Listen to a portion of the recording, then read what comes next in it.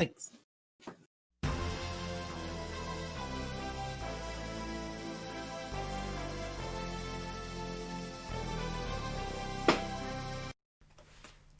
Pretzel, I noticed something. You said best hentai game and there was no video. Why was there no video?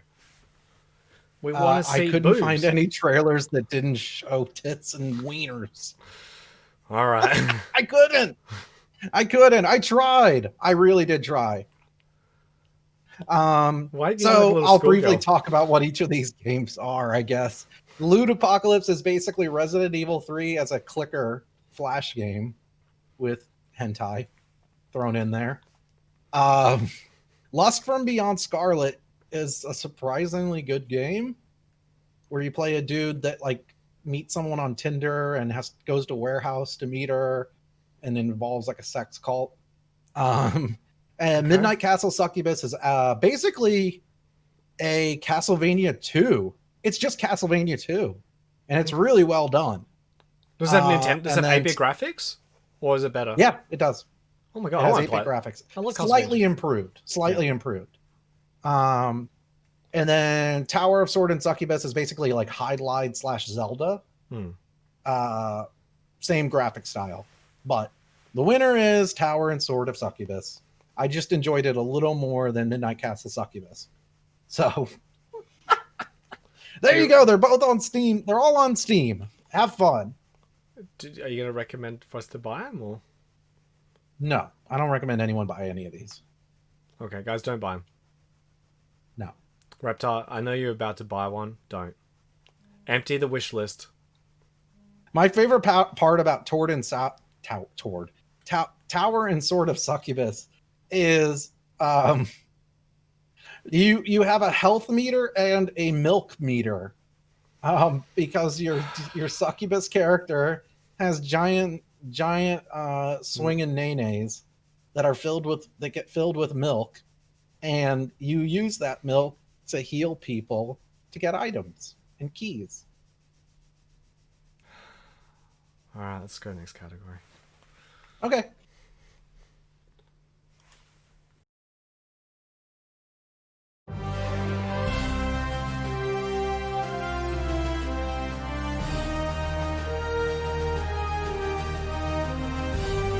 Fox went to get milk.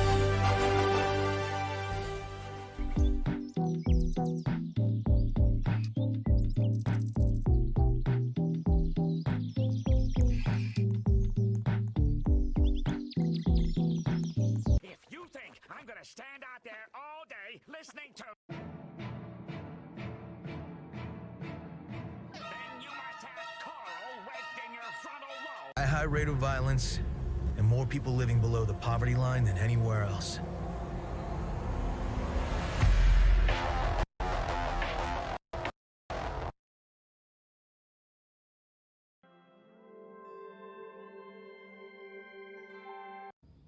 Try to imagine something that doesn't exist, something you've never seen. Now concentrate on how it makes you feel and let your hand drift across the canvas.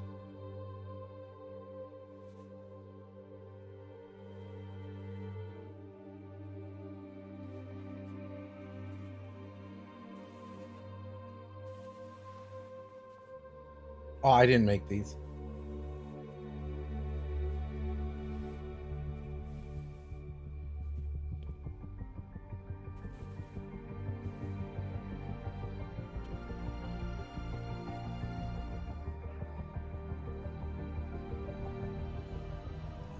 God.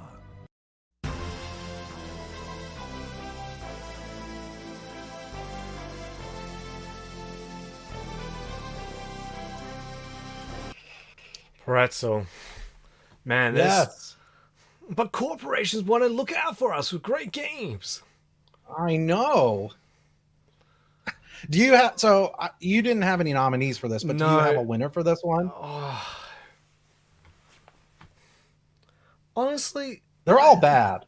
I'm going to say they're all bad.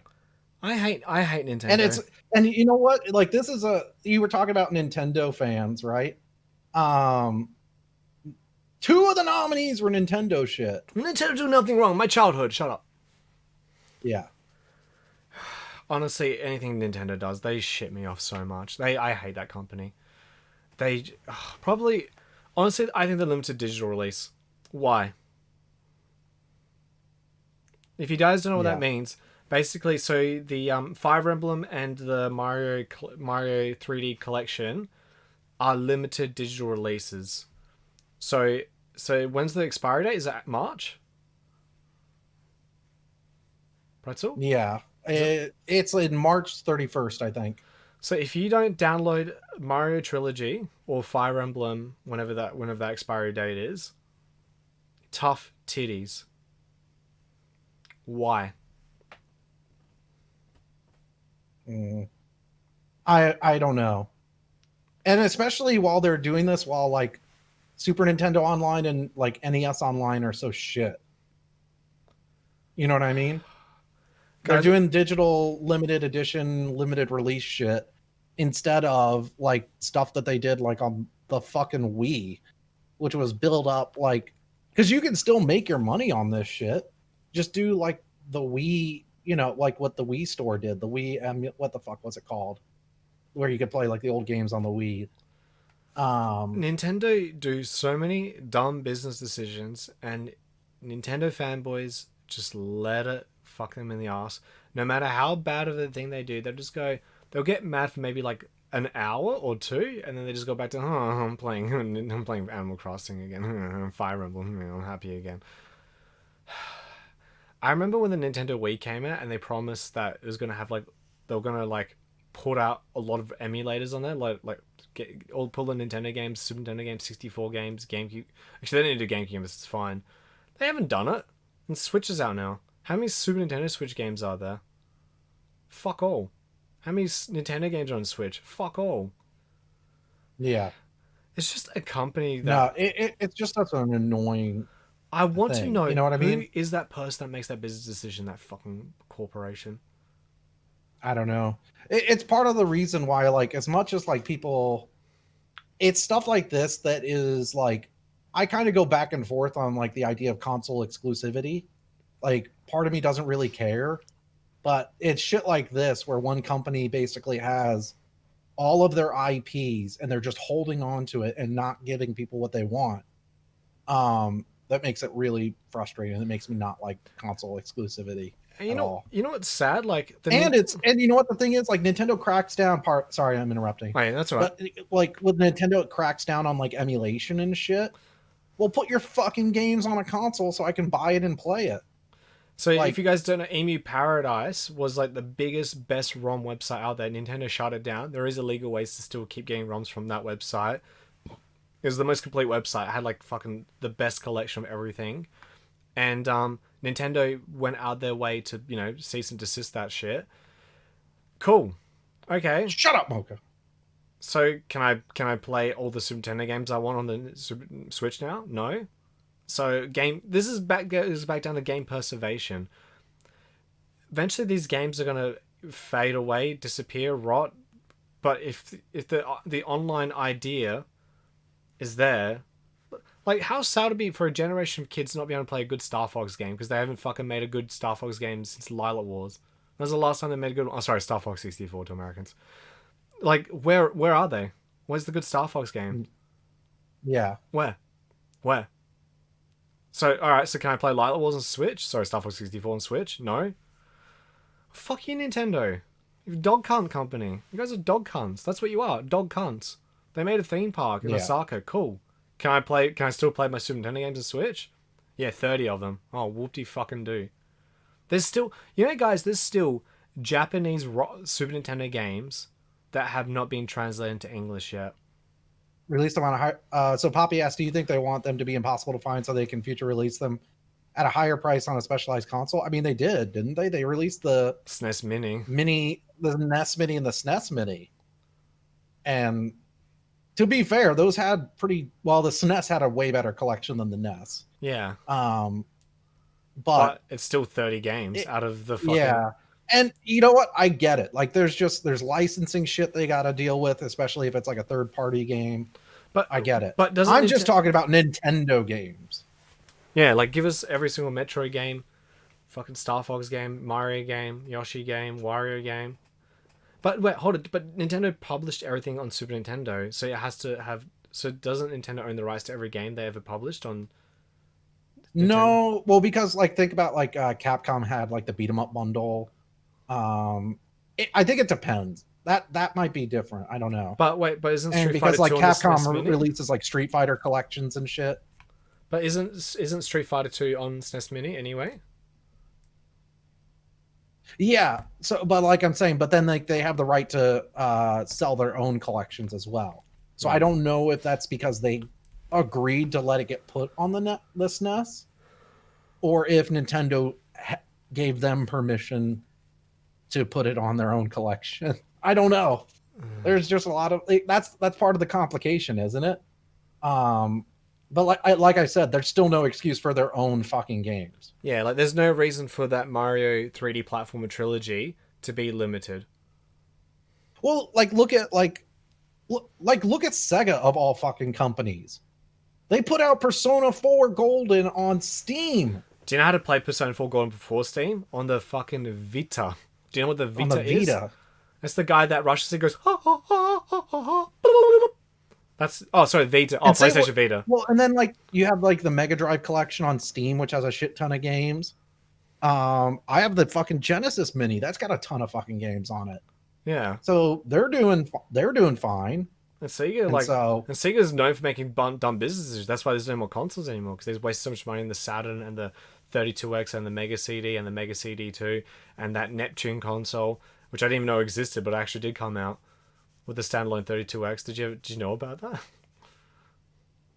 No. Oh, wait, or did it not come out? Maybe not. Maybe I'm wrong. Oh no, I don't think it came out. No, Yeah, but it almost did. it was still a peripheral. It's just like, but then Sega's doing good things, and they've released patches. Breakcats. The secret to my suit being shiny is that this is only maybe the third time I've worn it. Got him. I've worn this suit like 50 times. All right. Do you want my answer for this one? Yeah, go for a pretzel. Long story short, fuck Nintendo. Mine is actually CD Projekt Red's review policies. So if you guys don't know, when Cyberpunk came out, they limited reviewers to only PC versions of the games. Yeah. That was it. They didn't let them play PlayStation 5 or Xbox Series X games, and they definitely didn't let them play PlayStation 4, Xbox One versions. Yeah. And so people were not allowed to reviewers were not allowed to inform their readers or their viewers or whatever of the quality of the game that they were going to be getting, right? And this is ignoring the whole buying first day pre-order problem. We've talked about that before. We're talking about like Here's the final product. When you take economics 101, they say that a perfect economy is one where consumers have all the information they need to make informed decisions, right? But that's because the PlayStation. Yeah, okay. So regardless, though, the fact that they didn't come out with the PlayStation 4 and the Xbox One versions, that's the big problem. Not even that the PlayStation 5 and stuff, like that's my mistake. But like the fact that like they didn't even give reviewers copies to review. And then when you see like IGN score of the PlayStation 4 version of the game and you see why. And the fact that CD Projekt Red basically holds the cards in that situation to prevent consumers from making an informed decision about the purchase they're going to make. So I CD think Projekt that Red is is more not letting- harmful than Is CD Projekt Red not allowing consumers to be critical consumers? yes. It's your boy. Well, so here's the Criticon. thing. Like, so the Nintendo, canceling tournaments, that's fairly niche as far as like who it's affecting. Although the larger implication is about emulation and shit. That's a long story. That's a long drawn out story with Nintendo, right? Limited digital releases, that is fairly anti-consumer in my opinion, but that's more along the lines of them not giving consumers what they want or what they're asking for. Yeah. Which they've been doing that for years. The crunch policy flip is shit, and that's more of the hypocrisy behind it is what's really kind of galling. But the crunch policy flip, I think, has the largest implications for gaming. And it's a really it's a really disappointing thing to see, like, a company that just absolutely is not willing, knowing that their product is flawed and that people aren't going to be happy with it, and then withholding review copies of it so that people cannot make an informed decision about it. And people wonder why, people put a lot of like blame on reviewers in that case, but this is not a reviewer issue. This is the game company not letting their consumers make an informed decision about what the purchase they want to make. Guys, if you want to support Polish devs, why don't you play that game Darkwood? That was made by Polish people. It was fucking awesome. Oh yeah, Mocha, I saw that too. Yes, remember that they came out with a Cyberpunk Special Edition Xbox One, console, and it couldn't even play the game. Really? Yeah. It's such a good looking console too. And I apologize. I just noticed my webcam is flickering green. I think it's only in Discord for some reason. Oh, okay. Yeah, it does it once in a while. I thought it was me. No, I see it on my end too. But yeah, it's dumb decisions. But anyway, Ubisoft's worst. Yeah, still Ubisoft is worse. But that was too easy of a choice. Yeah, we had to give this is basically we're just picking second place. That's what we're doing. Yeah, this is second place. Yeah, Ubisoft's number one. They're the worst company. All right, next category. Next category. Let's go. Let's go.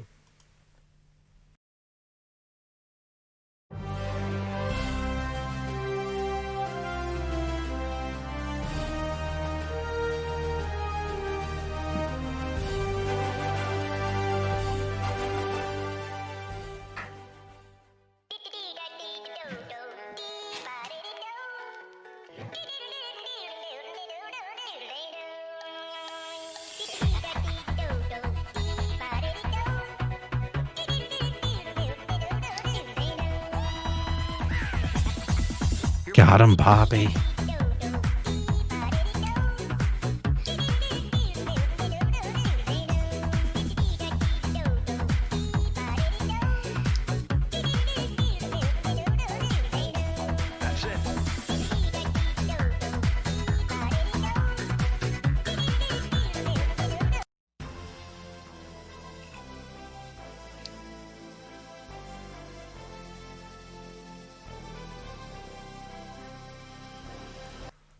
Pretzel.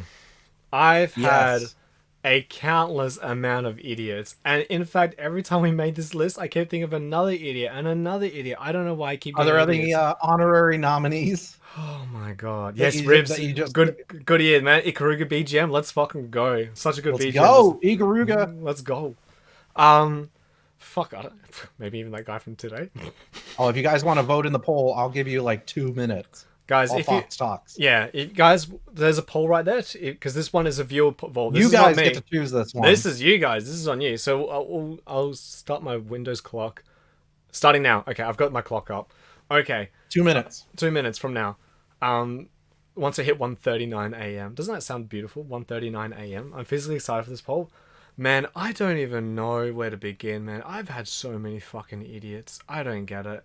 I just must attract him. There must be some Twitch algorithms like, this guy gets banned easy. Let's send him to Fox's stream to see if he'll get banned quickly as well. I must get that. Alright, those people. I've got a story for each one. What do we got? Guy the worst username. His name was ZZZXXX something like that, and then ends with XXXZZ. And I basically said, man, there's a clip of this one. I don't know what, it's really funny. All these idiots, none of them ever clip them. Everyone remembers them, but they never clip them. They're great moments. But that Mr. ZZXXXX guy, I remember going, dude, that's the most fucked up username I've ever seen in my entire life. I remember just roasting him like, how did you come up with that? We just like smoked some meth and you're like, oh, fucking Z, oh, fucking porn, XXX. Oh no, put some numbers in there. Fucking bullshit. And then he was like trying to say that. And I remember when we questioned him on his shit name, he was like, excuse me, you don't understand how superior my name is compared to you cisgendered males. And we're just like, oh no. Oh, and then Q, oh man, we like, play Hollow Knight. So I've already finished. He's like, why is Hollow Knight banned? I was like, because I already finished it. And he's like, and I said to him, can I play something else that's not Hollow Knight? You know, there's other games out there. And he just told me Q. I think it was meant to write fuck you. I'm looking at my keyboard now. Yeah, I can see how Heek is into fuck. So he was just basically telling me to fuck off because I didn't want to play. Oh, that's a good one, Ribs. We didn't mention that one. The time spent offend. Oh, I wish, Ribs. That person was an idiot too. Yo, what's up, Arrow? How you doing today? Flexing that first badge as well. And what other idiots was that? Oh my god, I can't. Who else is that? Oh, and obviously Mr. Hella Poggers guy. I was having a good day because I was playing Cuphead, one of my favorite games ever, and I never realized how bad it is to stream Cuphead. For whatever reason, only kids watch that game. Every single person that came to that stream was under the age. And stream that game. And I was like, alright, whatever. And then anyway, this guy comes in and I was like, he says hello. I'm like, alright, good start, good start. He has the Twitch Prime. I'm like, alright, he must be an adult. He's got the Twitch Prime logo. He must be an adult. Just got done streaming Cuphead. Got hella follows. Poggers. And I lost it at this dude. I was just like, what the fuck? And yeah, he banned me from his channel, so I can't even go to his channel to insult him back, but oh well, I guess whatever. Hella poggers. Oh my god. And that was like 30 minutes in my stream. 30 minutes into my stream. And voting closes. I'll give you guys 5 seconds. 4, 3, 2, 1, 1. And I forgot miscount. Closed. Alright, voting's closed. Voting's closed. Oh, what other idiots were there? Oh, it's just... Yeah, I don't know why I track them. I watch other people's streams. I seem like you ready to hear you ready to hear the winners? Sure. What's the All order? right, well, I mean, winner, but start from bottom to top. Yeah. Yeah, we're gonna start from bottom to top. We had 32 total votes. That's pretty good. Hell yeah. All right. Hella poggers. Heq and reported for hateful conduct by got 0 votes. Okay, that's a shame. I like reported for hateful conduct was a good one though. So that guy, his name was actually I should say the name. He was on my stream. He's been here for 5 months, 6 months. He knew like my opinions and views and everything. Anyway, he comes to my stream. I'm playing Final Fantasy VII Remake. He's like, "Oh, this is my favorite game of the year." I'm like, "Really? Why?" And he's like, "Oh, it's just really good." I was like, "Did you like the Sewers Part 2?" He's like, "Yeah, it was awesome." I was like, "Oh, you're being satirical." Melandor, go vote real quick. Quick vote. And then I was just like, "Okay." And I was like, "All right, whatever." And I was like, "Oh, you're being satirical." I was like, "No, I genuinely love the game. Everyone loves Final." And he said, "Everyone loves Final Fantasy VII Remake." And I was like, "No, they don't. I hate the game." There's a few other people like, "No, everyone loves it. You're just being edgy." And I went to internet, Google, and I typed in Final Fantasy VII Remake is, and the first search result is bad and terrible. I think it's second place. And I was like, see? So that's how the Google algorithm works. That means a lot of people search that up. So not everyone thinks it. So it's a bit of a rude thing to assume that everyone loves this game, that I'm the wrong person in the world. Thanks, Melandor. Good job, Melandor. And then, so I was just like, all right. And then I just had a discussion. I was like, this is what's wrong with the game. This is what ruins it. And then he was just like, he just didn't like that I just kept owning him in every argument. And he said, "Reported for hateful conduct, bye." I was like, all right, guys, don't ever have discussion with anybody. If they can't handle it, have a fucking gripe. It's pretty much where I came with the thing. If you don't like your opinion being challenged, just fucking leave. Because that guy didn't want to... Oh, shit. Fox, breaking news. Reported for hateful conduct by got 1 vote. Oh, okay. We caught up. Okay. Second place with 2... Or... What? How many fucking... 5th place. Okay. Sixth place with 2 votes is guy with worst username ever. It's pretty bad. That's still a great one. That's a bad one. It was like how high intellectual he thought he was. He was just like, oh, I didn't want to just use words. I wanted to create something superior. Like a unique experience. I thought about my name. And I said, I thought about my name too. Fox is my favorite character in I just dumb it down. Star Fox on Super Nintendo and Star Fox 64 and 64. Why can't I use those Australian names? Star Wing and Lila was you cunts. And Fox McCloud, he's my homie. I love that dude. All right. That's how I thought. 5th place with 3 votes was the person that argued about diabetes with a nurse. And you know what? Ironically, the report for hateful conduct and diabetes guy was all from Final Fantasy Remake. So guess what? Final Fantasy Remake fans are fucking cunts. I said it. I've said it multiple times. You guys are worse people. Tied with, I guess so. They're both tied for 5th place. Is I'm Worthless by. This guy came into my stream. He self-promoted, and I was like, hey, I was being nice. I was like, hey, because I know he's from someone else's stream, so I wasn't too mean on it. I was like, hey, we don't do that here. Like, we don't self-promote here. And then he self-promoted again. I was like, look, we don't do that. And then he went, I'm worthless, bye! And then Buck Ruffalo's in the chat and just keeps laughing at him for the rest of our life.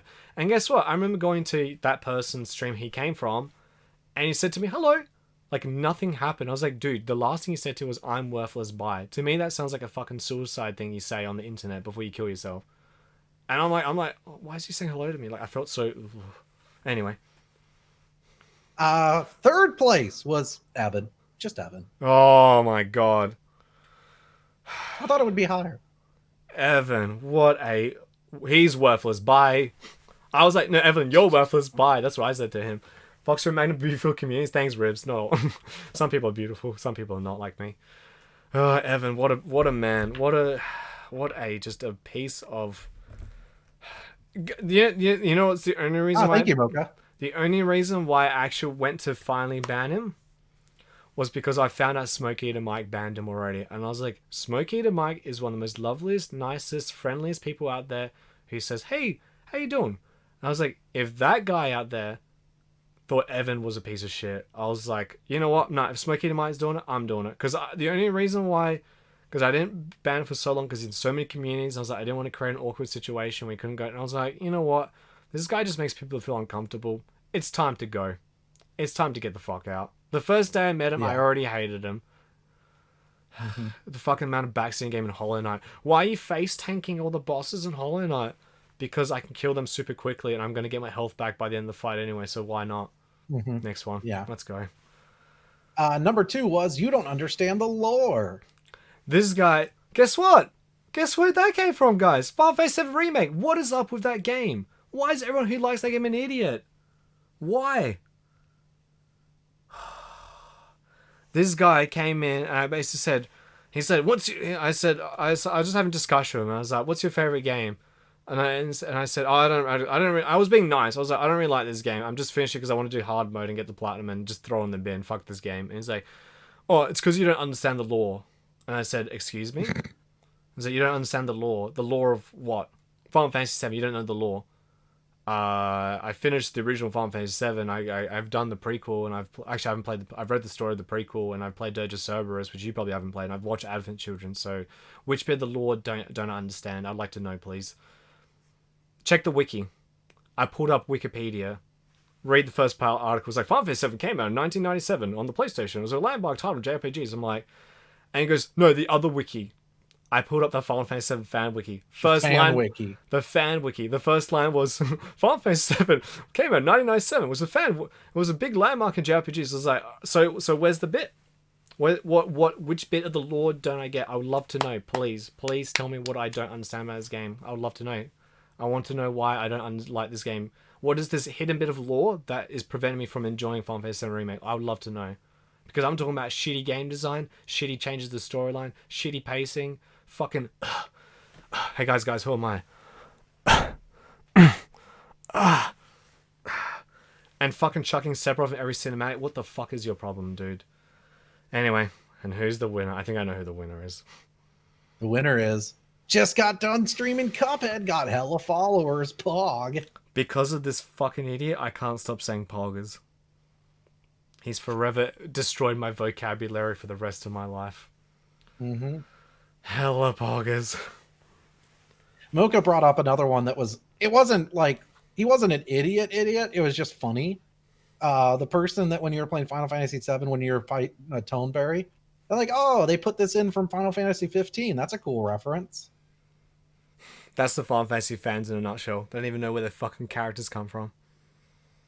Or remember that other time when I played Final Fantasy 7 and the guy said my webcam was too big? And I was like, alright, let me fix that. And I just turned to full screen. I just narrated the entire fight and just explained everything I was doing. Explained the entire fight. And I was like, is that better? I hope that worked better for you. It worked better for me. Did everyone like that? Fucking cunts. That game... Well, we already got one nominee for this year. Yeah. Write that down. Man, this music so there you go. Thank you, everyone, for voting in the poll. Thanks, guys. I really appreciate it. That's very, very kind of you guys to do that. Hopefully next time we can... Imagine if, like, next time we do a vote, it's got fucking like 100 people or something. Consider the game, and thanks for giving a sub to Ribs Jarena. You are so kind. Hold on, let's do a Consider the Game a smile. Fox. Considered. What? No way.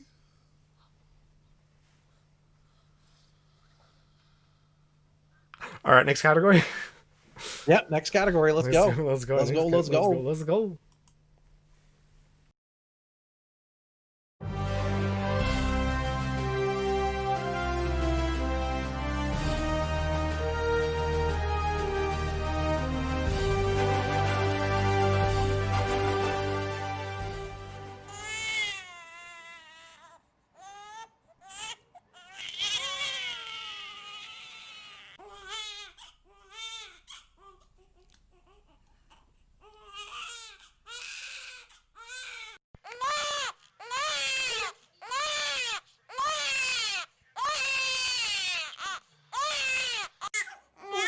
Baby. Oh. Okay, pumpkin.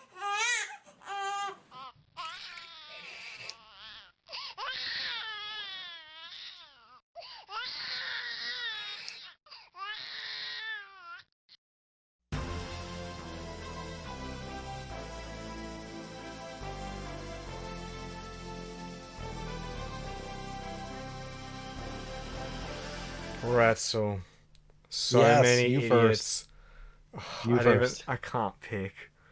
I forgot. I realized there's no Final Fantasy VII Remake fan base there as well. Hmm. We forgot to put that in there. Fuck, man. I don't even know where to start.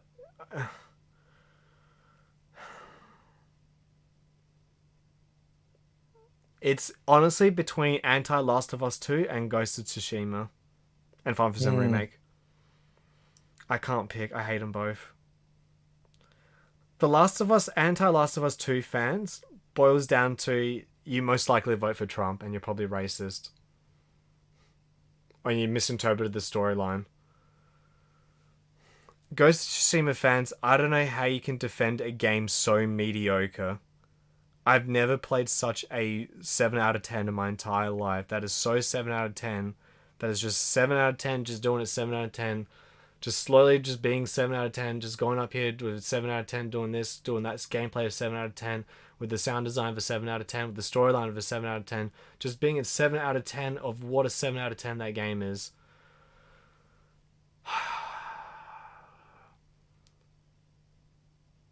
I think I'm going to go with Ghost of Tsushima fans. I hated them. Because at least the anti-Last of Us 2 fans, they just simply don't get it. They just don't get it. They just grew up in a weird environment where they're probably either racist, sexist, homophobic. They don't understand that Last of Us, the game, was not meant to... Joel's never a good guy. He's just a guy doing bad things, but he's just trying to do his best to survive. So I can understand why you don't like the game, and then also all the criticisms of that. But you can never explain the criticisms to people because they just go, no, why is there a trans character in the game? Why did they kill my favorite character? Why? And they're pretty bad. And I guess treating like all the people like sending death threats to the studio, that's pretty bad. But like imagine defending a B. Like, imagine, like, making a homework and you get a B for it and be like, oh, Mom, this is the fucking best homework ever. It's like, oh, what's a B? But no. This is the best. No, it's a B. No.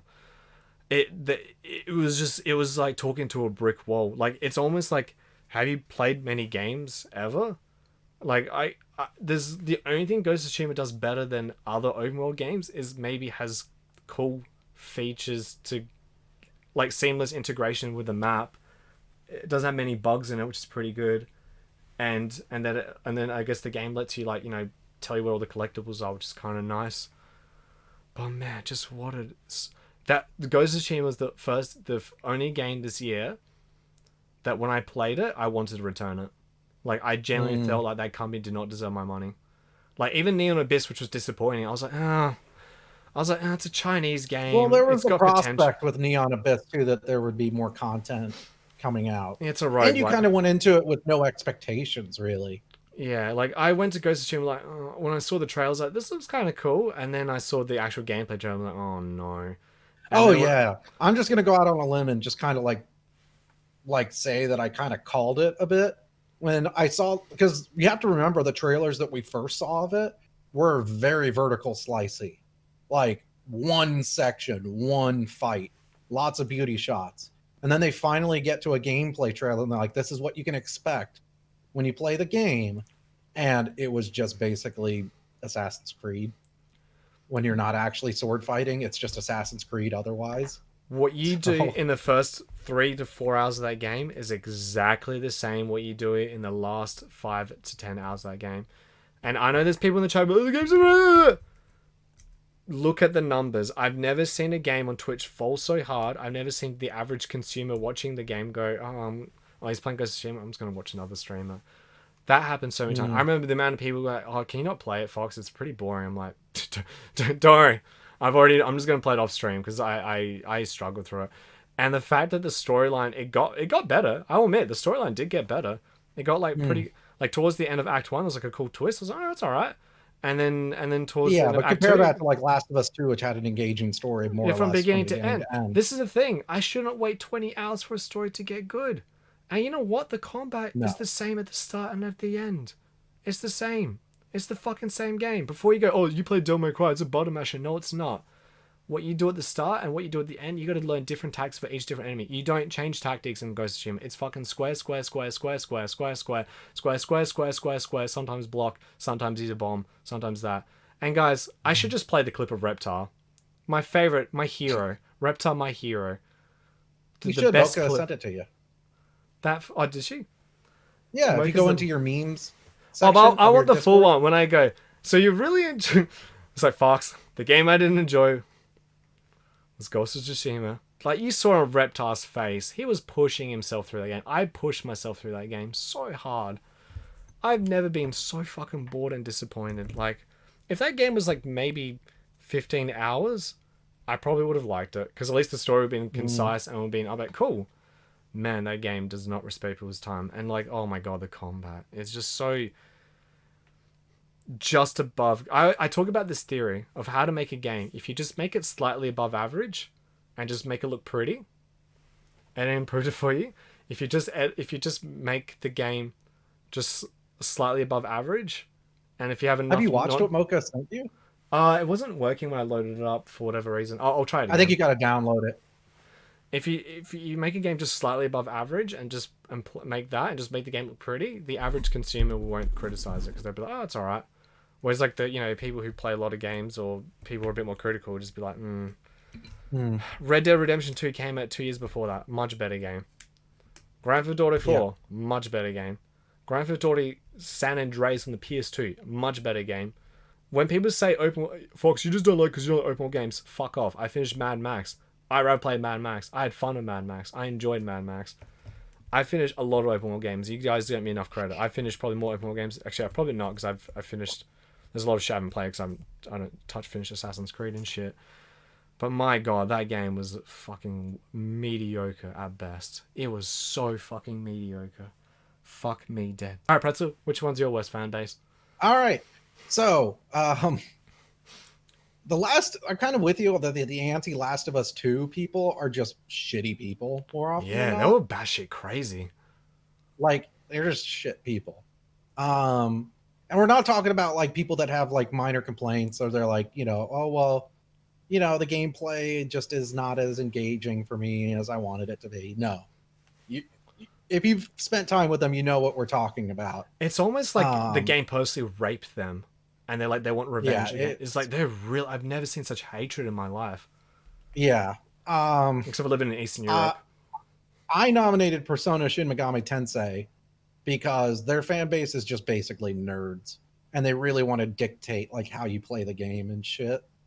Hollow Knight, same thing. It feels like Hollow Knight fans just don't like anything other than Hollow Knight, and all they can talk about is Hollow Knight, and that's it. Yeah. It's just not a good it's not just a good game for them. It's like a fucking lifestyle. Eat, shit, eat, sleep, Hollow Knight, repeat. Eat, sleep, Hollow Knight, Yeah. repeat. Eat, sleep, Hollow Knight, repeat. My winner is also Ghost of Tsushima, believe it or not. And the reason why is not necessarily for the reasons that you said. It was after the Game Awards, if you remember. Oh my! I didn't bring that up. Yeah, after the Game Awards, because Ghost of Tsushima didn't win anything other than graphics. If you went on Reddit and Twitter and shit like that, Ghost of Tsushima fans were like, we really need to show the devs that we support them. And they were like, because they didn't win bullshit awards that don't really matter. The game sold a And million they were like, copies. just That's its reward. feeling like they were robbed because it didn't win and all this stuff.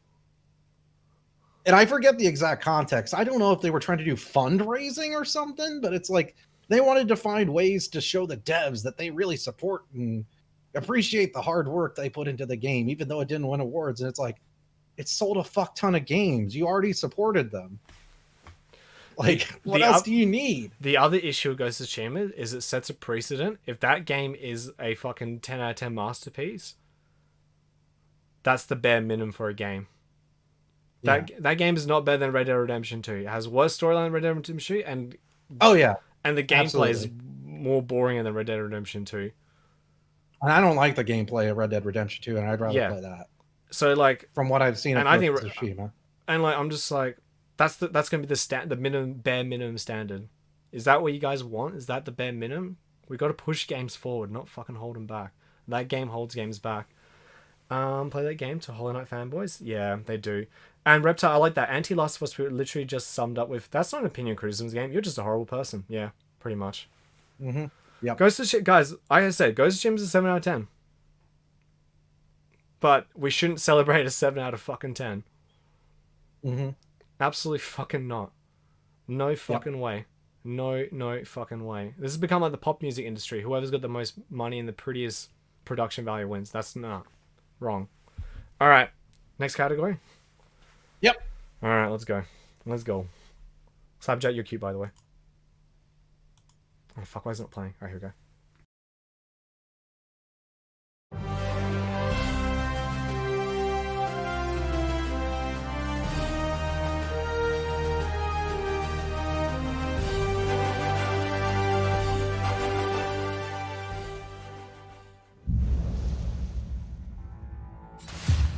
We are all born into this world. And we must all one day leave it.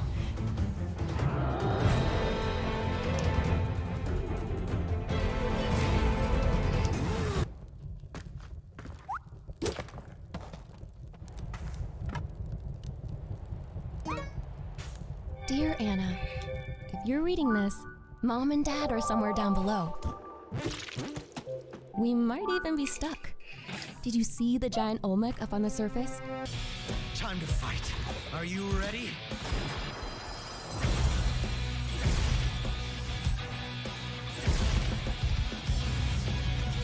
Take him down, Joker! Let's go!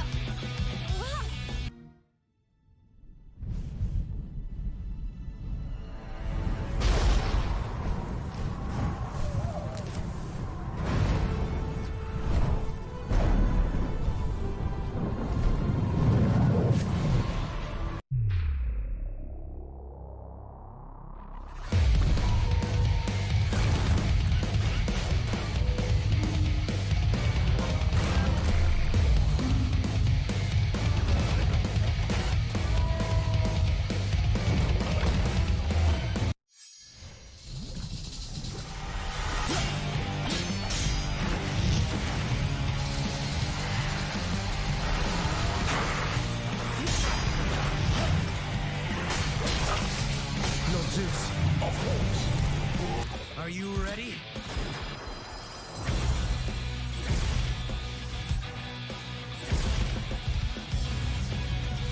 Take him down, Joker!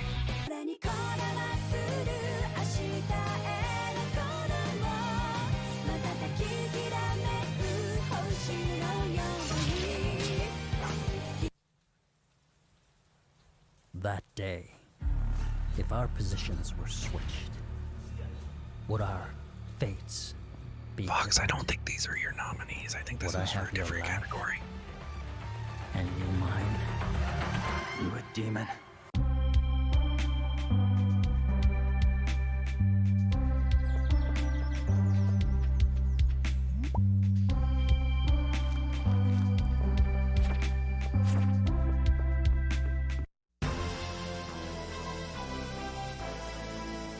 My bad, guys. Foxes was for. All right, hold up. I was editing videos and I accidentally we made a mistake. I replaced my clips, but I forgot to replace his in that video. So that category was games. What were your nominees, or do you want me to read them? So guys, I'll just repeat. So basically, the category was games that we look cool, but it's just not for me. Those games are actually games I'm going to play, but I just haven't had time yet. I will get around to it. Just be patient. That's right. So do you want to go ahead and... So those are the nominees for that one. I don't think I created a video for that one. So if you want to just go ahead and announce which one for that one. All right. So, I guess... So we'll do... So this... Sorry, the category is games I will play on stream eventually. Just be patient with me. Please just wait patiently. I've got a lot of games I want to play. I'll get around to it eventually. Please be patient, please, with a smiley face with something. I guess fuck, I didn't think about the winner. The winner is for me Trials of the Cold Steel. I really want to play it. Okay, I just want to play. There you go. And Scourgebringer. When it comes to PS4, I'm playing Scourgebringer straight away. Like I know everyone loves Hades. Oh, Hades. Wah. But like Hades looks cool, but some of Scourgebringer looks really cool. But I'll play them both. I'll play them all anyway, guys. Just be patient. Trust me, guys. I'll be there. Just when it comes... When Haze comes to PS4, when Scourgebringer comes to PS... I hope it comes to PS4. I don't think it will. But Haze comes to PS4 when Scourgebringer comes out. And I've got Trials of Cold Steel already downloaded on my PlayStation. I'm going to play that. And Devil May Cry 5 will probably be like later in the year because I got to do Devil May Cry 4 as well, which is going to take ages because it's fucking even harder than I don't think you gave me nominees for this one. Yeah, I don't think I really have one. Because I kind of like play everything. So that's 2 categories in one, guys. Yeah, so... And Pretzel, now your nominees for games that look good, seem cool, but they're just not for you. Yes. So what are they? So these are ones, yeah, basically games that I recognize are good, but they're just not for me. Neo... So Spelunky's on there. I tried the first one and it didn't click with me. Yeah, it didn't click with me either. What was the one I put in there between Persona Royale and Ori? I forget. Because I changed it and I didn't change my document. Oh no. Does anyone remember? Oh no. And Ori and Will and the Wisp looked like a great game. I think it's just that like it's another Metroidvania. And I just kind of need a little bit something extra. Has a good storyline. You know? I guarantee it. Yeah, it's cute. And I really enjoyed watching the first one played. Neo 2, I think I just need more time with it. It's a horribly explained game, and they went way too hard with the difficulty. They went like... They did. It's very difficult very early on, and it just feels different than the first Neo. I can't explain why. And it feels different. And they nerfed, what's it called? They nerfed Sloth Talisman and Armor down, and magic doesn't last very long. So if you go on magic expecting like the same as the first game, you've kind of fucked yourself. Not fucked yourself over, but yeah. It's not the best. My winner is Persona 5 Royale, though. That's almost my thing. I've watched that game played twice. And I tried playing Persona 5 when it came out. And it just fucking drags. I'm sorry. More than any other JRPG I've played. I'm playing Final Fantasy VII kind of just in my free time, like when I'm watching the puppy upstairs. Because I can play it on my Switch! And at least that has ×3 speed option so that I can get through like the battle arena and shit quicker. Persona 5 Royale just takes so fucking long. And there's just like, and I'm not talking about like, oh, there's too many palaces or anything like that, or too many characters. No, it's shit. Like the most annoying thing is I'd say there's like what, 7 or 8 characters that you can have. Yeah. That you end up with. And I'd say for 5 of them, without fail, they will explain to all 5 of them how palaces work and how personas work. And you have to sit there and listen to that. 5 times. Persona 5 is one of those few games, because I want to play it eventually. Every time I watch someone stream it, I cannot follow the storyline because there's just so much nonsensical dialogue that didn't matter. And I was like, so the game to me has never been ruined. I know what the final boss looks like. It looks pretty cool. And like some of the enemies and shit, but like I don't even know what the fuck the game was about. So they did a good job of like confusing a normal Twitch viewer with what the fuck's going on. Yeah, Duke's Sin does smell. I'm sorry about that, Duke. I can't get rid of it, unfortunately. Yeah. And sorry, Girl from Class. Yeah, Hylix 2 is supposed to be on that list as well, I think. But I'll get to Hylix 2. Trust me, Crystal. I don't. I want to play Hylix 2. Yeah, like I can, dude. Honestly, the same. I assume players because it was a spoiled 3. Me too. I know what the final boss polygon looks like. Looks pretty cool, but it doesn't like. It's not like a human form or anything. So I don't know who the final bad guy is. So like I don't know anything. But it's fucking long. Yeah, exactly. Subject. It's just too long. It's a shame. And guess what? And with the DLC that they added in Royale and all that shit. With the cheese. With the cheese. Royale with the cheese. But yeah, guys, I'm looking forward to getting that hardest plat ever, Stardew Valley. I've heard that how hard is that mini game in Stardew Valley, by the way, guys? What's the hardest achievement in Stardew Valley? What's it called? Like the Fector's Challenge or something? I've heard it's like takes 10 hours long for some people to do it. Hope it doesn't take me more than 10 hours. Got it. 5 hours, because I'm a better gamer. Let's go. Let's fucking go. Super Pretzel Challenge. I guess should we go to the next category? I hope does that mean it's repeated? No, it shouldn't. Wait, is the next one games like Fox will get to play? We'll find out. Let's see. Hopefully these videos aren't screwed up from now on, but hopefully we're good. Alright, next video.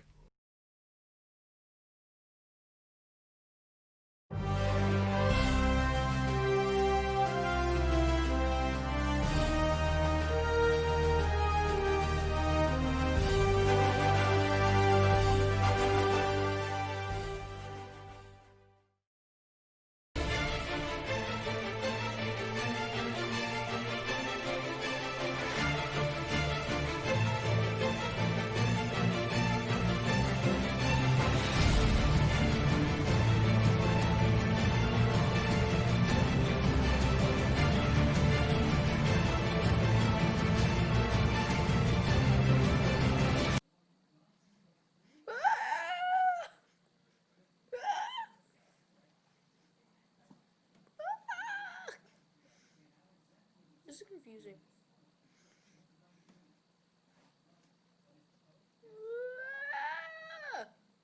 Everybody stay where you are. Chill the F out. I'm gonna ask you this one time. Where is Gamora? Yeah, I'll do you one better. Who's Gamora?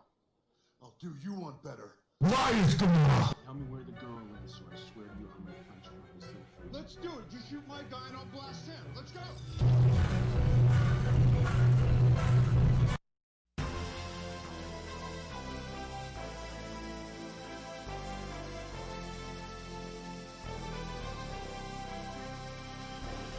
Alright, Pretzel. So let's just repeat that title once again. What is it? Fuck, what is it? Can you read it out? I'm going to document. Wait, Pretzel, you're on mute.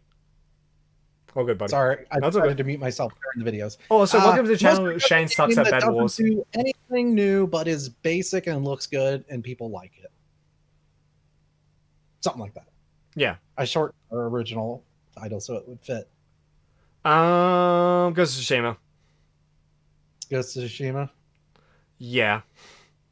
Because they went on and on about like this game is gonna be cool, it's gonna be sick, and everyone's like this game's sick, and then came out I'm like, so what does it do different to open world games? Why it's not buggy? I think that's what it does different. It's not buggy. That's pretty cool. Yeah. It's a pretty cool feature. It's not buggy. Yeah. So I think originally I was gonna give it to Marvel's Avengers. But I think that like people don't like it. So I couldn't it was hard to pick that one if people don't actually like it. No, Valhalla, oh God, it was really hard choosing between Valhalla and Tsushima, honestly. I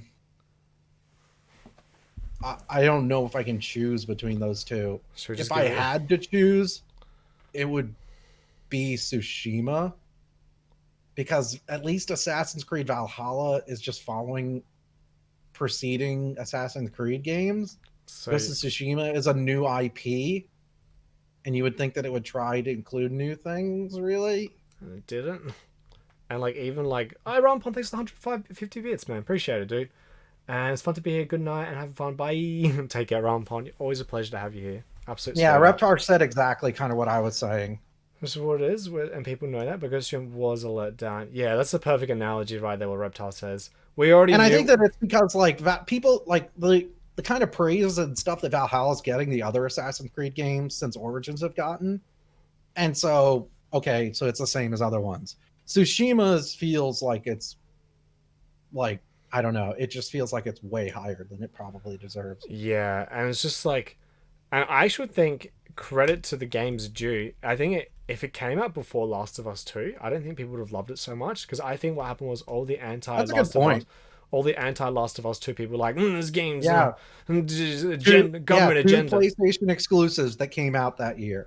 And then and then Ghost of Tsushima came out because it's so unoffensive, unoriginal, fucking cookie cutter, boring, and whatever. They just play like, whoa. I wonder how much of an intersection there is between anti-Last of Us 2 fans and Ghost of Tsushima fans. Yeah, that would be an interesting study to do. Criticon, if you're there, put that down as your next YouTube video. I'm thinking of these YouTube videos. Next YouTube video, do it. Let's go.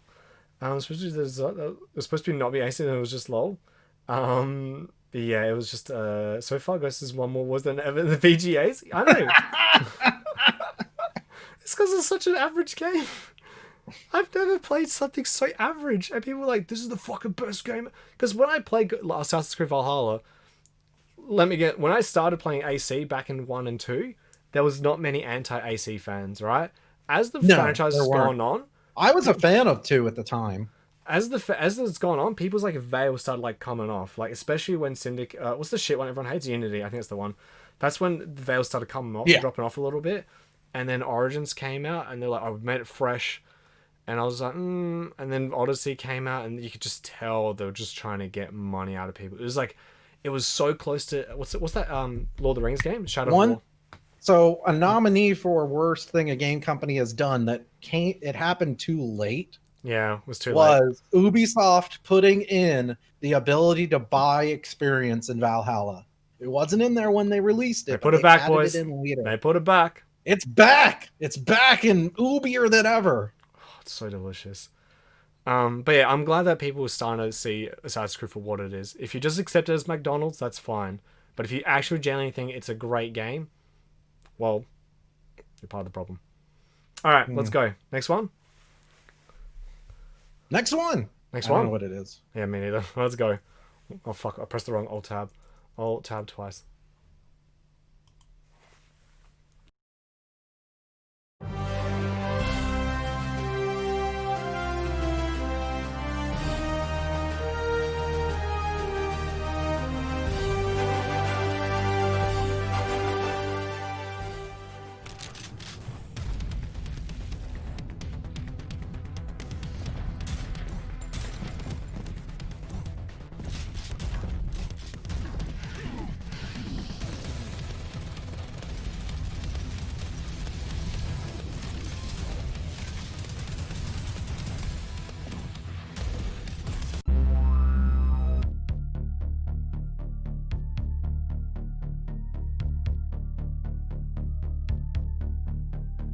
Where the hell is the real estate agent?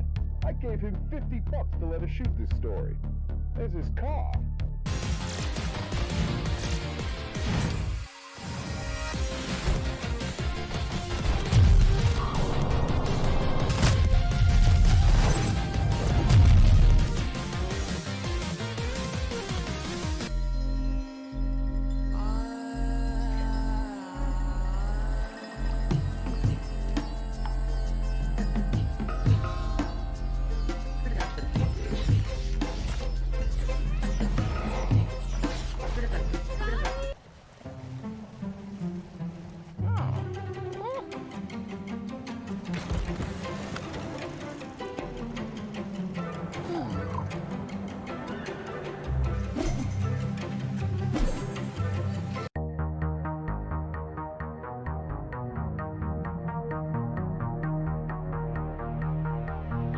In the future, the streets of fuming meltdown, where crime is king.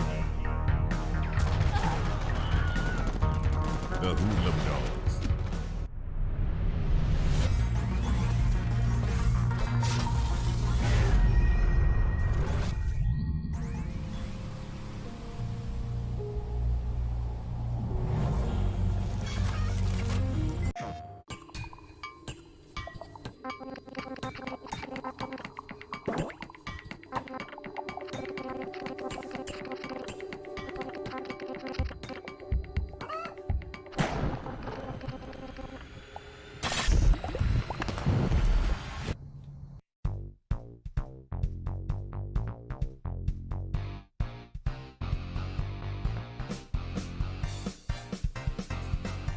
Dun, dun, dun, dun, dun, dun, dun, dun, dun, dun, dun.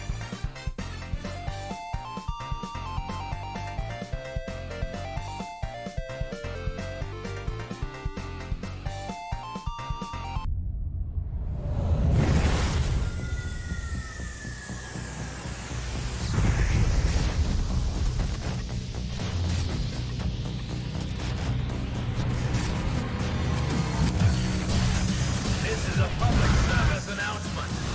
Return to your homes or face death.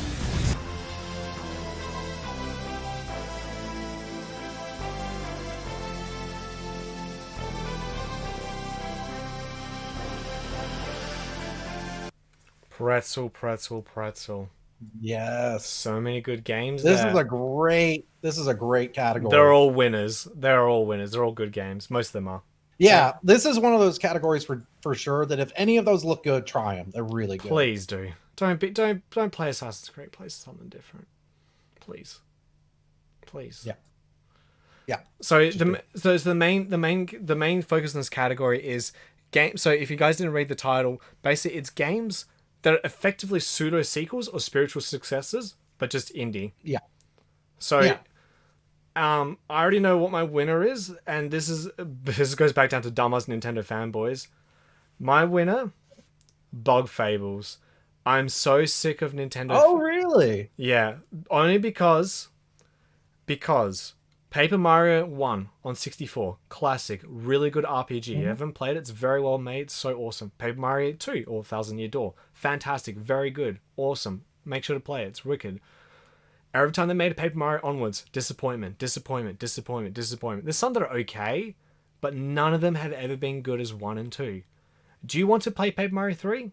Bug Fables. Do you want to play a game better than Paper Mario 1 and 2? Bug Fables.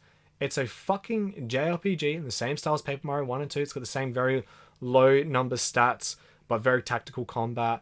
A lot of buffs. You can't like over level to be OP. You have to either get good or get good. It's got the same fucking timing mechanism in the game. It is such a fucking good game. And you know what? It was like, I paid what, $30 for it? Oh, too much. The game was 70 hours long to 100% it. 70 fucking hours long. You know what? Final Fantasy VII Remake took me 40, 50 hours to do the first playthrough, and I hated like 30 hours of it. Bug Fables was 70 hours, and I jacked off my ding dong for all 70 of those hours. It was so much fun. Like, there was no filler content. Even like the dumb side quests were done quickly, and they added lore to the game. So I knew the lore. I knew the Bug Fables lore, guys. I know the lore. So if you don't get the game, you just don't get the lore, which I'm sorry. I feel sorry for you. But what an incredible game. Because I'm sick of Nintendo fans going, I don't like, where's my Paper Mario 3? Like, here, it's out. It's out. It came out last year. Go play it. Go play it, shithead. Go play it. Stop giving money to Nintendo. I was so fucking excited for this game when I saw the trailer. I think it was I don't know if it was a Switch indie showcase or if it was like another indie showcase. But I saw it, and the first person I talked to about it was Mocha, because I know she liked Paper Mario. Yeah. And I sent it to her, and I was like, this looks just like Paper Mario. Yeah. It looks like the old Paper Mario. And watching you play it, Vox, like, it's basically Paper Mario. And like the hard mode was fucking awesome. It was so hard. It was fucking. I like pushed my brain to the limit to think of strategies. I love doing that in RPGs. That's a big issue of JRPGs is you just out level them, or how do you make a game harder? Just make the stats more, and just doesn't work. But this game, they just made it right. They got to like balance healing and all this other shit. It was really cool. Oh, Tom, take care. Have a good sleep. All right. Bye, Tom. Bye, Tom. Bye, bro. Bye, bro. Bye, bro. Everyone do a Tom pog. Tom Champ. Tom Champ, he's just gorgeous. So it is fucking incredible. Like, and like this is good. Like I said, this goes back to fucking Nintendo. Nintendo fans are so loyal to Paper Mario, and so loyal to their games. This is what I like about indie games. If there's a game that you want a sequel to, and they never made a sequel to, guess what Harvest Moon is? Guess what Stardew Valley is? All it was is the developer goes, man, I really like the Super Nintendo Harvest Moon. I'm just gonna make a better version of it. And look at everyone playing Stardew Valley. It's so much, there's no reason to play Harvest Moon ever again. Maybe I don't know, unless if they pull their finger out the butt and made something good, but there's no reason for it. Bugfairs is that good. It's Paper Mario 3. Call it Paper Mario 3. Pretend that the big bug is Mario and the other guy is Luigi and the other person's the minion. Whatever. Fuck, I don't care. It's that good. Play it. Next time someone complains in my chat, oh, I wish they made a Paper Mario, I'm going to ban you. Because you've been warned. Say it to my face, you pussies. Stardew Valley was Harvest Moon or should be not necessarily. Harvest Moon was limited by the Super Nintendo. You can't fit much on a cartridge, man. Yeah. But you're Luigi. Fuck. Hey, Rattlehead, what's up? How you doing there? Popping in. But yeah, Pretzel, what's your game? All right. So Proteus is all these games are great. Proteus is basically, I noticed we both basically put like an old first-person shooter, boomer shooter. First-person shooter on there, like 2D, quasi 3D, first-person shooter on there. Murder House is by one of my favorite game devs. Puppet Combo. Imagine Puppet Combo combined with Tetsuo the Iron Man. Oh, I want Puppet Combo to make a body horror game now. Where your body starts betraying you. Ooh. One Step from Eden, obviously, is Mega Man Battle Network, and Raji is an Indian-developed game. Basically kind of Prince of Persia, God of War-ish. But I'm going to go with One Step from Eden. It's everything I love about Mega Man Battle Network. I can now play because obviously the story doesn't. I thought you said MAGA. Make Mega Man a great MAGA game. Man. No, that's my father-in-law. But no, it's everything that I wanted from a Mega Man game, like a Battle Network game. It's just the combat. It's fast, just quick in and out. It's great. If you love the combat of Mega Man Battle Network, you're gonna love One Step from Eden. And yeah. Oh, hi, Hippie. Hippie Meg's my wife, so she heard me say that. She's only offended because it's still true. Great though. Proteus is still really good. It's basically an old school Doom game. It's actually feels closer to Quake. Doom 2016 than like Doom 2000, like Doom 64 or anything like that. Yeah. It's somewhere between Doom 64 and Doom 2016. Murder House, if you like those old style PlayStation 1 kind of survival horror, kind of going through a house and trying to find your way out kind of games, it's fun. And then Raji was good too. So, but One Step from Eden, easy choice for me. What was my note? Have you got my notification list there? Just so I can quickly go through it. Your list, Spiritfarer was one of them. Spiritfarer is so imagine playing Harvest Moon, but with a good storyline. Like it's very good. That's a good game. 1 second. Spiritfarer, Hunt Down. Hunt Down, just piece of art. Go on. Creature in the Well. That was just cool to see pinballs being involved in gaming again, like kind of like Kirby's Adventure, so Kirby's Dream Course and Revenge of the Gator on Game Boy, and what's another pinball game? Pokemon pinball game. Thank you. Done. You got them all. You got all three in my head right there. That had vibration in it. You put the little battery in it. And you put it on your penis. I mean, what? And then you put the Game Boy on your clit. Oh shit! Oh no! Oh no! But yeah, very fun game. Donut County. County. When you said Katamari Damacy, at first I was like, really? And then the more I thought about it, the more I was like, it's kind of like a reverse Katamari Damacy. And like even watching the trailer, I was laughing. The fucking character, the main character was so fucking funny. It has that weird sense of humor like Katamari. Good game. Please play it. Mm-hmm. Which a lot of people actually can play. Obviously, we talked about. Yep. And then Ion Fury. Ion Fury is a lot of fun. Which is why I didn't realize it was 3D Realms. I think you did tell me that. Yeah. So basically, the people who made Duke Nukem remade a new Duke Nukem in 2019 or 2020, wherever it came. It's really cool. The only thing it let me down is it didn't have enough cool guns in it, but and the main character is a badass. I love badass females in games. We need more The badass levels seem a females. little short too, kind of like the old Duke Nukem games. Oh, I thought they'll kind of. Oh, it's because okay. I got all the collectibles, so maybe that's why it seemed a bit long. Because I think some levels took me 10, 15. If I speed run, I could probably do it quicker. But it was a good game. Anyway, Gotcha. Okay. next category. Next category. Let's go. Fuck. Let's go. Why does it keep alt tab in the wrong tab? All right, here we go.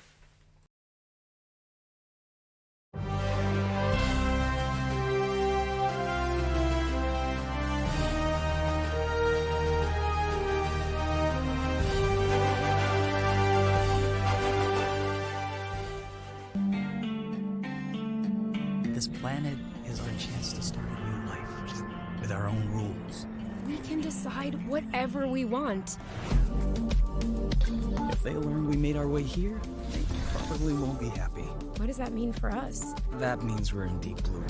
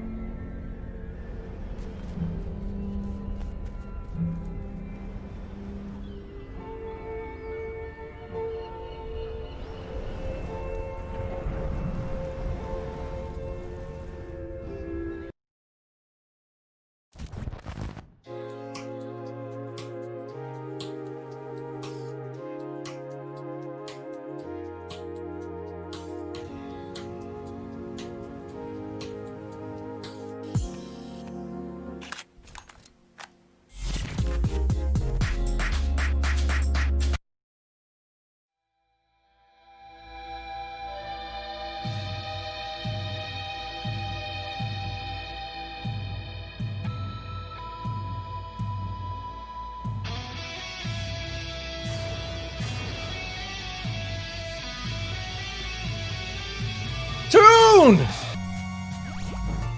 What is it like to be loved and so adored? This is a bop too. Just as good as you won't never have to wonder. I can be better.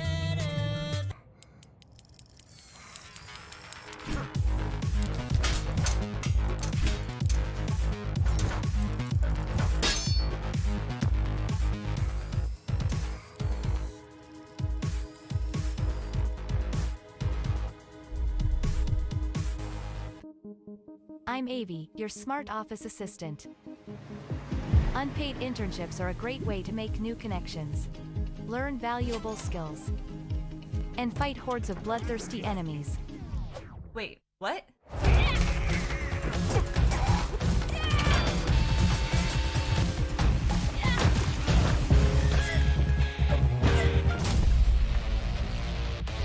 There is only one dominant life form in this universe, and it carries a steel-barreled sword of vengeance. Welcome home, Great Slayer.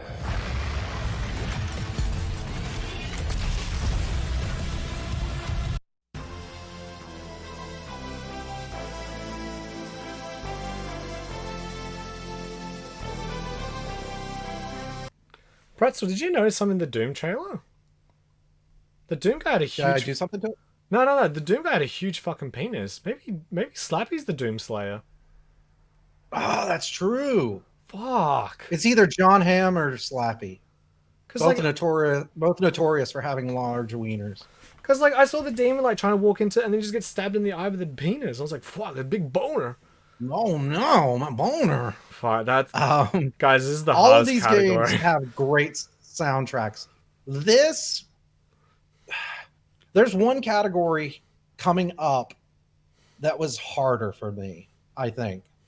And it's going to be the most beautiful game or the most like visually stunning game we played. Yeah. That's the hardest category for me. I can't even pick a category. This one was difficult though. And I just want to say, I only played Doom Eternal recently now that I got the new PC. That would have probably replaced Proteus, but they're very similar. Proteus it's not as good because obviously Mick Gordon's not doing it, but it's still really good. If Found, if you guys don't know If Found, it's a visual novel game. There's interactivity in it a little bit. And the interactivity is interesting because basically what you're doing is you're erasing scenes in order to go to the next scene, and that plays into the story, the fact that you're erasing things.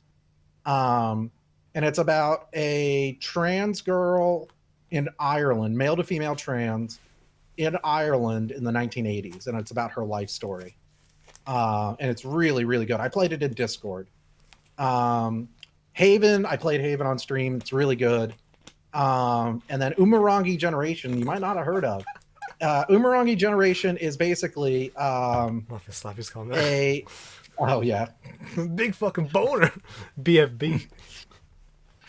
Umurangi Generation is somewhere between like it's basically a walking photography simulator. That soundtrack's where beautiful. You actually take like the camera, like the way you use the camera in the game is very similar to a real camera, having to take into consideration like aperture, zoom, which lenses you use, things like that, right? And what's really interesting about that game is the game at the very beginning tells you there is no wrong way to take a picture. Art is subjective. And they give you money and scores based on the pictures you take. And your goal in every level is to take pictures of very specific things. And there are these things called blue bottles, which get explained in the game about like those are the only things you can't take pictures of. So sometimes you gotta you find yourself in that game actually trying to instinctively, without the game telling you, find taking a photographer's eye, trying to find the best position to in order to get these 5 people in one shot, I have to go all the way over here. I have to squat down. Oh, well, if I use this aperture setting, the people in the back are out of focus. So let me change that. And it's really interesting. And the game has a story, and it tells its story strictly through the environment. There's no narration, there's no dialogue, nothing. No cutscenes.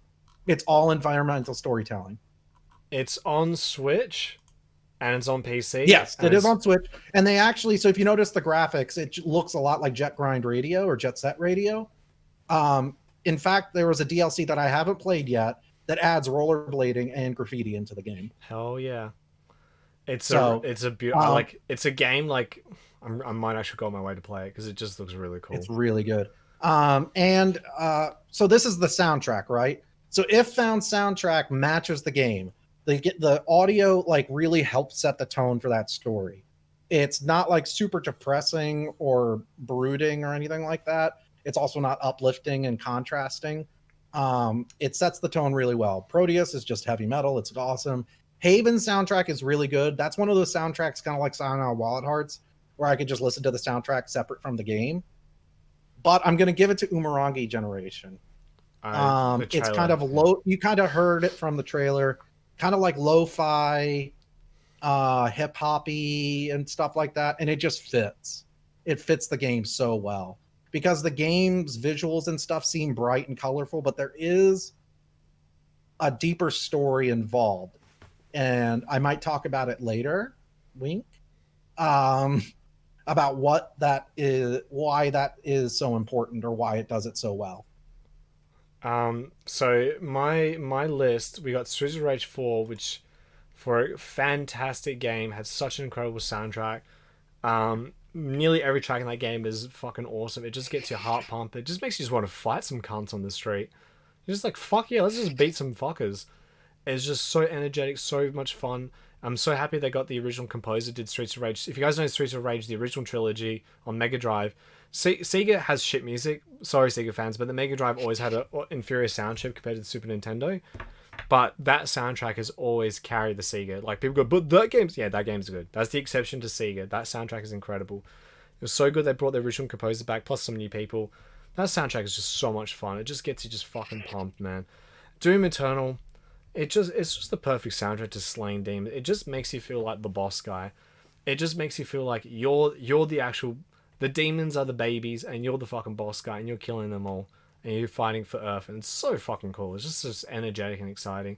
Inkenfell was super charming, super charismatic. Oh my god, I'm saying super like Poppy Eric. Fuck, it's super. The music's super beautiful. Super. No, so excuse me, Mr. Lone Wolf. It's called Mega Drive in Japan and Mega Drive in Europe. Only silly America calls it Genesis, and Canada as well. And I don't know why they didn't. Anyway, it doesn't matter. So, and like each character had their own theme song, and it's just that thing. Like every time I lost a boss battle, I had to redo it again. I had to hear the song. I was like, it kind of put a smile on my face. I was like, no, this song's really cool. Steven Universe, the people who did the music for Steven Universe did the soundtrack for Inkenfell, and it just has a lot of. That's awesome. Yeah, and then what was the what was our nomination? Going Under. I really respect it. Not many games do this. Most games have a theme. So you said lo-fi hip-hop in that game, Doom's Obscene Metal. This game had a different genre for each of the different areas, and that is very hard to pull off.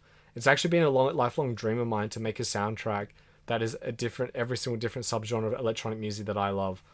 And I think they did a good job with that soundtrack. And the fact, we gentlemen in here? Damn phone time. That's all good. No, it's Duke Long. Welcome back. And I absolutely appreciated that in the final finale of the game that it actually had a breakcore soundtrack. Okay, gold pretzel, rave, gold pretzel, gold pretzel, gold pretzel, rave, gold pretzel, gold. And breakcore, you guys probably don't know what it is. It's a very obscure genre of it's like a drum and bass offshoot or whatever. And the fact that I heard it in a fucking game, I was like, whoa, like no one even talks about this genre. It's just fucking sick. And it was just a bop, man. And that was another game even though I got mad when I lost to the final boss, I had to hear the song. I was like, nah, alright, I'm happy again. It's a sick song. And what was the other game on that list? Ghost Runner. It's just a fucking awesome bumping electronic soundtrack. This is honestly one of the hardest. Like, picking best game for me was easier than picking best soundtrack. And I like. Same with me. My favorite game of the year was easy. Yeah, like my favorite game of the year was pretty easy for me too. But best soundtrack, I'm gonna give it to.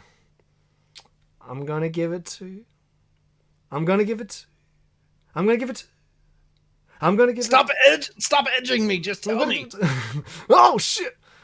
I'm gonna give it to Streets of Rage 4. It was. That's one thing that I didn't pick up on when I watched you play it, but I heard in the trailer and seen other gameplay. The music in it is really good. And I'm talking about like this is how close the soundtrack quality is. Maybe only because Streets of Rage 4 just has quantity and quality, whereas like Inkenfell only probably has I reckon it's only maybe 9 or 8 tracks, even though they're very good tracks. Even like the generic music for the battles and just the exploration, all beautiful soundtracks. But obviously the character theme song's very perfect.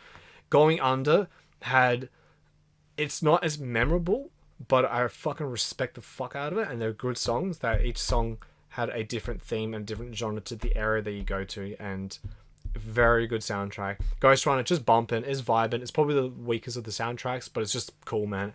And Doom Eternal is just fucking incredible as well.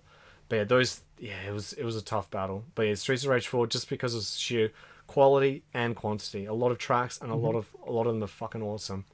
Everyone's got their favorite track in Streets of Rage 4. My favorite track was the one when you go, this is full dropping eckies and getting high as a fucking kite in a nightclub music. It was the one where when you get onto the airplane for the first time. That fucking soundtrack. 5% remake, yeah, it's good. Moving on. I kind of like the original Final Fantasy better. Alright, next category, let's go. Thanks, Dragon Dark. You killed the conversation. Yeah, thanks, Dragon Dark. Go ruin it. Go make your own podcast. Yeah.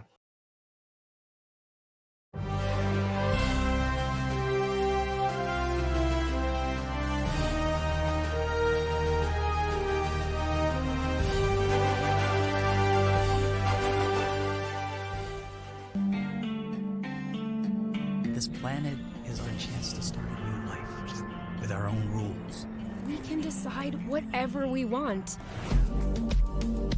If they learn we made our way here, they probably won't be happy. What does that mean for us? That means we're in deep blue.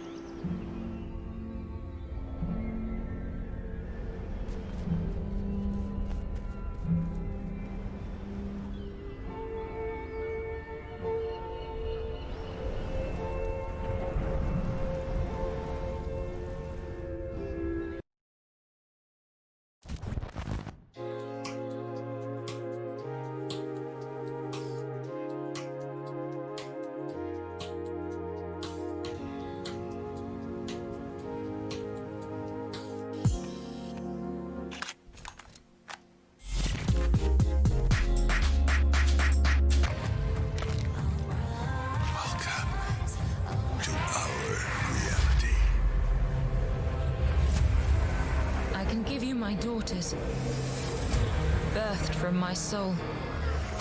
You will need them to fight. The rest I leave to you.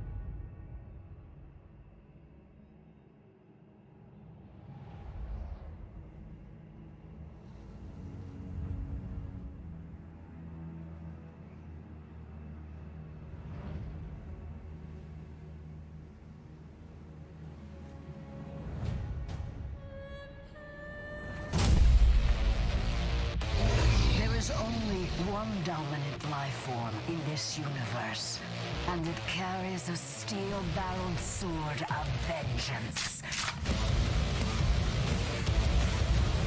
Welcome home, Great Slayer.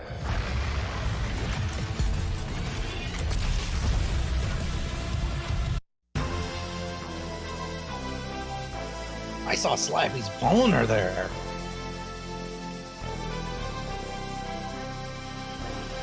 Guys, did you see it? You guys saw it, yeah? I saw it. Did you guys Yeah. see it? Did you see I mean, the... it was taking up the entire screen. I mean, how could you miss it? It was just in the way. I was just like, excuse me, Mr. Doomslayer, can I see what you're killing? Oh, and it's just this giant fucking flailing dick just going boom, boom, boom, boom. The field slider just cannot go up high enough and I know. to see around. Like, you need like a fish So- out, a wide angle lens. That was just the head. Oh my god, damn. So this was the hardest category for me. Do you want me to go first? I can go if you want, if you need time to think. No. I know what my answer is. My answer is wait. Let me just grab. Let me check my notes again. I forgot. No, I know what the answer is, but I want to grab the list to see if there's anything I want to mention about the games that I put up there. Why is it not on my list? It's on here somewhere. I should have highlighted them. No, that's not it. Fuck. Okay, so I didn't put it on my list. So I think all of them we've talked about before. Well, actually, not Star Renegades. Star Renegades is basically a Grandia style RPG, sci-fi, somewhat roguelike. I love the art It's style really of good. that game. I played that on stream. It's really good. And when I say Grandia style, what I mean is that your turns are on a timeline, and if you act before an opponent, you get a guaranteed critical hit. If your opponents act on the timeline before you, then that would be them getting a critical hit on you. But you can do moves that push them off the timeline so that they can't act. They can't do that to you, as far as I know. The other one that was new in this trailer was the Procession to Calvary. Yeah, that which is a point and click adventure with all made with Renaissance painting assets, like actual Renaissance paintings. And it's a point and click adventure in the classic style with kind of Monty Python-esque humor, which if you're like me, that doesn't sound very appealing, but I really Gatekeeper enjoyed comedy. it. I thought it was actually really funny in a lot of places. I love Mocha saw me play it and she recommended it to Panda. Panda liked it because she likes point and click Actually, we adventures. should give it to Sophie. Yeah, actually give it to Sophie. Let her know about it. Yeah, Sophie might enjoy it. Yeah, I love that bit with the basic sword premise wangling. of that game.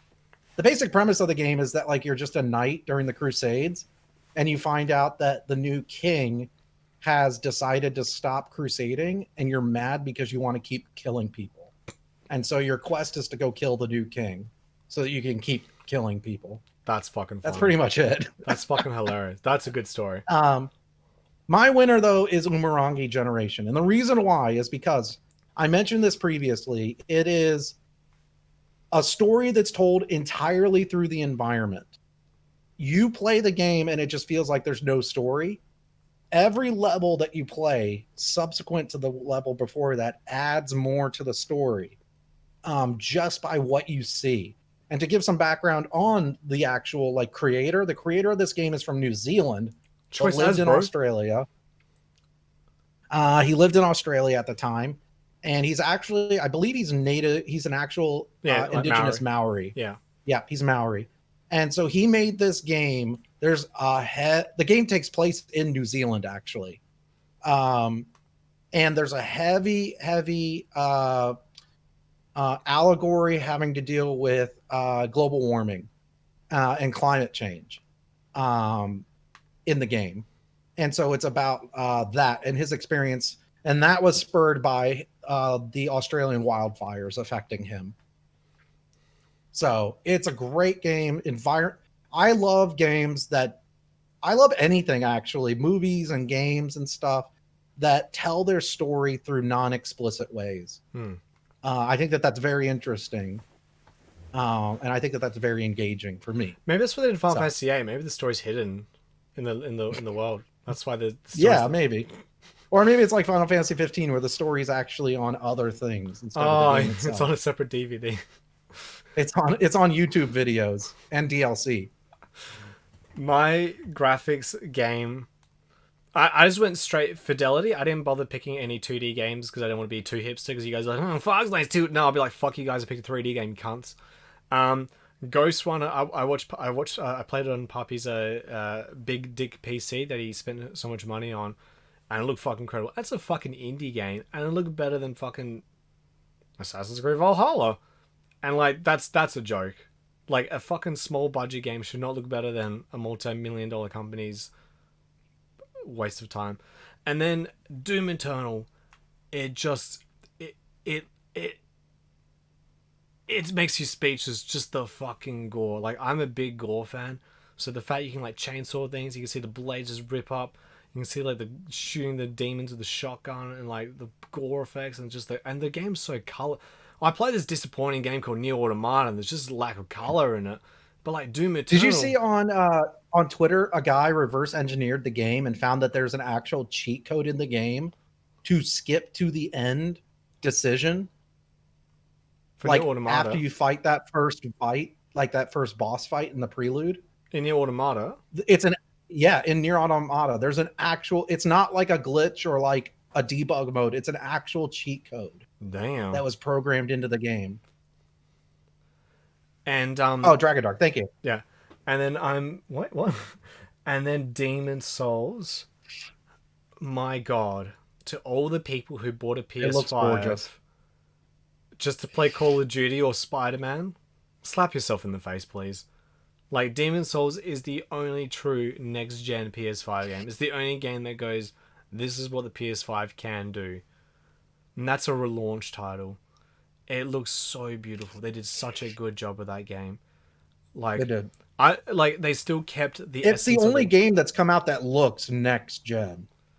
It's fucking beautiful. It's just incredible. And like Demon Souls was very stylistic in the original PS3 form, and they did a good job with capturing the essence of the graphics, not the music. The graphics of that game is just like fuck, and like even like the weapon and I can't they even did reanimate the weapon animations. They could have been titled because like Dark Souls and Demon Souls has really weird weapon animations. They're a bit limited, but like they actually gave every weapon its own unique animation, which I think that's incredible attention to detail. So the award is gonna go to Erection Souls. Doom Erection was very close, and Slappy Jack's penis does look amazing in 4K. But it does. But the fact that they did new animations for every fucking weapon, they got one of the best games ever made that no one ever got to play ever on PS3, and I finished it 3 fucking times.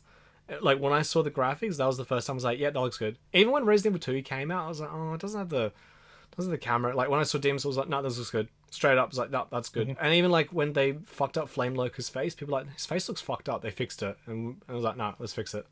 Incredibly looking game. Seriously, guys, if you bought a PS5 and you're like, I'm playing Call of Duty and Spider-Man DLC for $50, Slap yourself in the face. Yo, Jen Cartridge. Yeah. Do Yo, Jen. Thanks for the 100 bits. Appreciate it, dude. Happy 2021. Can't believe my first time see you guys. It's been, no, you're alright. We're actually almost finished up this podcast, but yeah, Demon Souls, man. But Doom Eternal, fuck, man. Individual gore effects. Demon Souls was the game that has been shown off for the next generation that makes me consider getting the next generation console. Yeah, I would not give because of how good it looks. I'm excited to see how the next Horizon game looks. Yeah, I know. Like, not God of War. I don't care about that. Yeah, I care because I hope they actually fucking put more than maybe making have 6 enemy variety. That'd be kind of cool. Notice I use variety and I didn't put S at the end of it. Varieties, because that's plural. Because that means it implies there's actual more. But yeah, like that they did a fucking good job of that. Like I don't really like that company Blue. What was it called? Blue Point Studios. Blue Point. I don't think they're that good at making remakes because I think Shadow Colossus they could have fixed up the controls and that. And like I still think the Demon Souls soundtrack is not as good as the original one. And I think the ambient sound effects of Demon Souls they kind of botched that as well. But yeah, graphics and gameplay they did a fucking fantastic job. Yep. Yeah, it just to me like when I hear the music, it just sounds like I'm American. I'm gonna make copy paste Lord of the Rings music instead of understanding how Japanese people make their music. But yeah, Pretzel, ready to go to the next category? Yes. Next category, let's go. I think we're near the end actually. Yeah, we've only got like 2 or 3 left.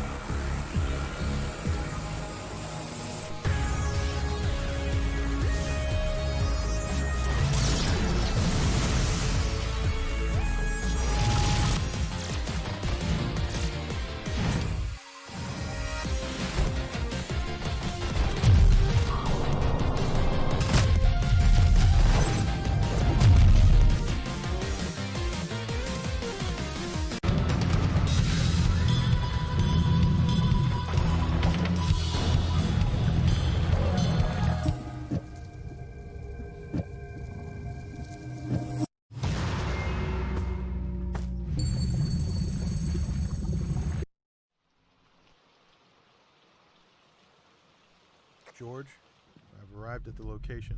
Oi, Fox. This is the last one, but there's a couple more that I just added to the playlist. They weren't added before. As soon as you find anything.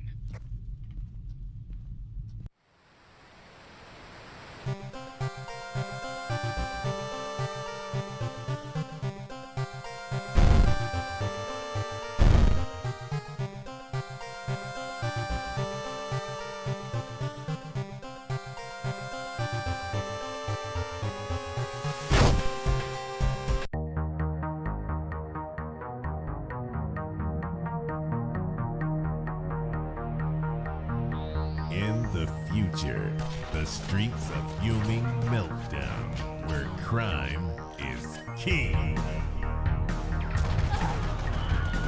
Circle of Death is where he resides.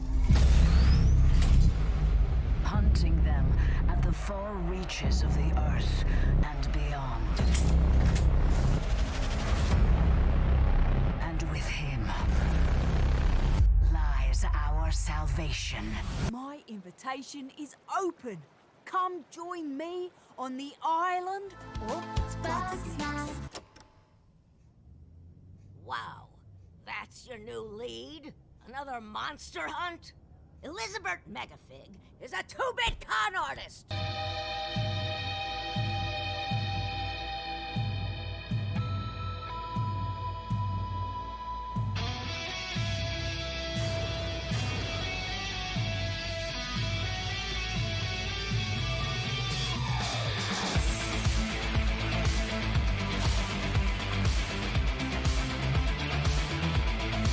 Mankind strong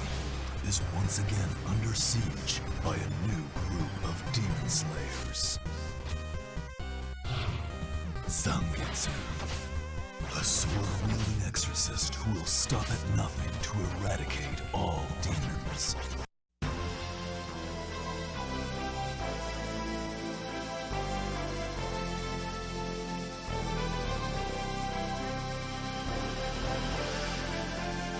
Pretzel. There's a mistake there. Where's Ghost of Tsushima? Can we redo it? I want Ghost of Tsushima. Yeah, we can remake it. Yeah, why not? I just forgot. So we haven't there's got the actually category. only one more after this, but this was supposed to be the last one. But we'll do it anyways. Fuck it. Yeah, fuck it. All right. So this one was easy for me. Was this one easy for you? No. No? No. Do you want to go first then, or is it not a surprise? No, it's Or is it alright. a surprise? No, that's not a surprise. I'm sure some people know and some people don't. So what do we got on that list? Sorry, let me just grab that list again. Actually, why is Bug Fables on that list, by the way? It was on there. I have it. Or no, Bug Fables. Why wasn't Bug Fables on there? No, it's all good. All right, guys. I'm just going to quickly run through each of the games, and then I'll tell you what the actual winner is. Bloodstained Curse of the Moon 2 was so much fun. It was just it was just cool to play a new Castlevania game. I'm a huge Castlevania fan. It's one of my favorite series. I love the original Castlevanias. I love the Metroidvania Castlevanias. I love them all. I love the fucking Patrick Stewart Lords of Shadow PS3 piece of art that got overlooked by fuckheads. Like, that game is just one of my favorite series. And Bloodstained Curse of the Moon 2, they did such a good job. I loved all the boss fights. It was super challenging. And it was super challenging. It was just good to I just love getting knocked back into the pit and getting pissed off at the game. This is the best feeling. When you're just like, you're trying to jump and then the enemy hits you and you get knocked back and fall in the pit and you just fucking rage and be like, and all the games say, well, you got to play the game the way we got to play it. Get good, son. And like, the first game was pretty good. This second game, the Nintendo remakes, fucking incredible. I hope if they do a third game, please do the Super Nintendo graphics or like the Turbo. What's Run of Blood on? PC, is it PC Engine? Yeah, PC I have Engine. no idea. Oh yeah. It was TurboGrafx. Yeah. No, I think it's PC Engine. I hope they do a third game in the Super Nintendo or TurboGrafx style, because yeah, it's incredible, so much fun, and all the characters are just pleasant to play. Bug Snacks. I told you guys the game of the year is the fucking best game ever made. It was so good. It started as a meme. I just wanted to get people hyped about it because it just looked cool and has a cool theme song. I played it. Well, and because it was coming out around the same time as the PS5 release and shit, and Cyberpunk and all that. That's all people were talking about. Was the new console. It was like Bugsnax is out. Cyberpunk. Bugsnax was so much fun. Like, it was just cool to play Pokemon with Pokemon Snap elements, and you know what? They could have just made a Pokemon game and just play it, but no, they decided to put such rich characters in it. Like, Philbo was such a delightful main character. Ape Escape, yeah, good point, Dragon Dark. Such great characters, and then what a crazy ending as well. Like, the ending is, I kind of, you know what? Even though the ending was like so ridiculous, I kind of don't want a Bugsnax 2. I want to have that ending that will never get Curlisher. I kind of want it because I don't think they'll be able to. Also, Bethica is the best character. Fuck Bethica, she's a bitch. But just every character was just so much personality, and then just seeing the lore when you collect the old audio logs between Egbert and I forgot the main character, Lisbeth. It was just so heartbreaking and touching, and like, they could have just made just like, hey, we're just Bugsnax, we're catching bugs, hell yeah, fun. No, they just went, no, let's make a story that's dealing with like worthlessness and depression and just feeling inadequate in life, and it was just beautiful And amazing voice acting. The voice acting was, what the fuck, man? I don't know where they pull those voice actors from, but Jesus Christ, what a fucking game. They're all well-established voice actors. A lot of them have done work in like Persona and stuff. I love Persona.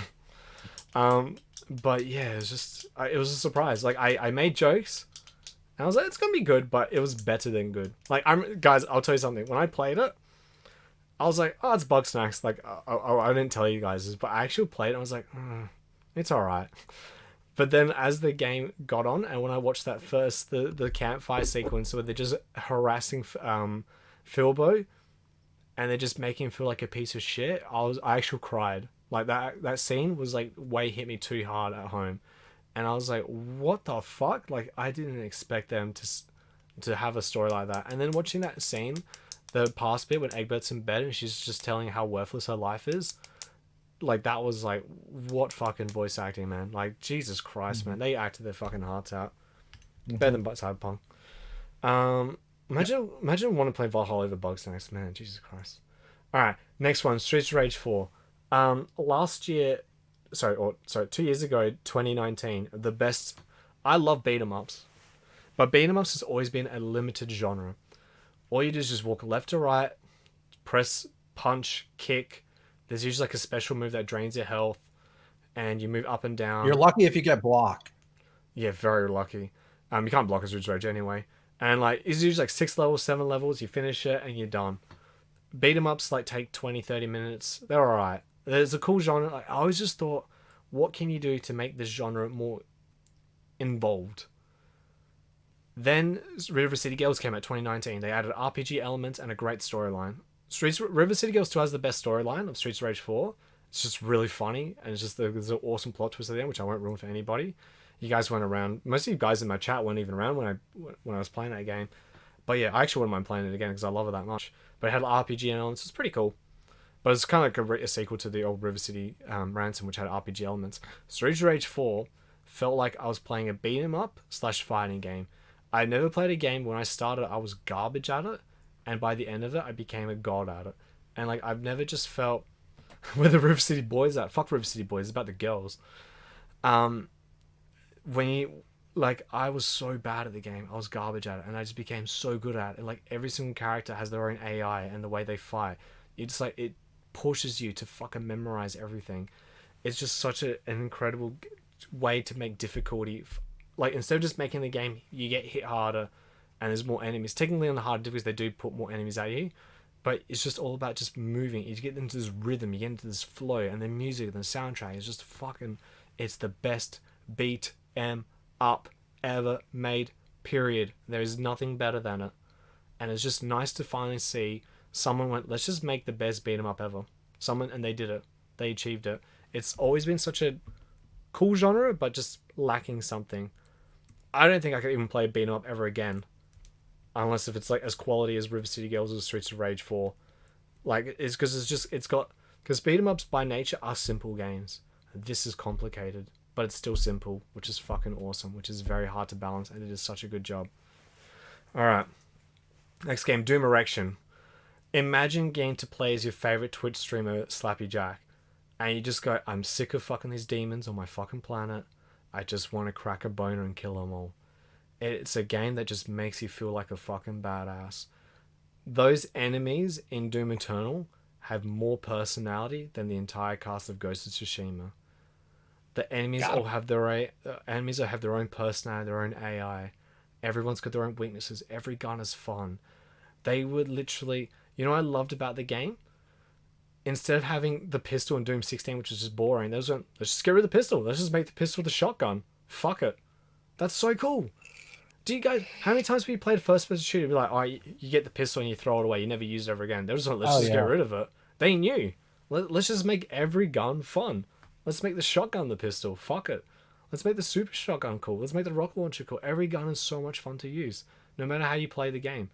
And my favorite thing, even though like Doom's storylines, like it's pretty basic, but like I've always fantasized, like, because I don't know if you guys don't know, but like Doom 64, you play as the Doom Slayer and you go to hell, and when you beat the Demon Queen, you get locked in hell to fight demons for the rest of your life to protect Earth. Doom Eternal finally confirmed that Doom 64 is actually Doom 3.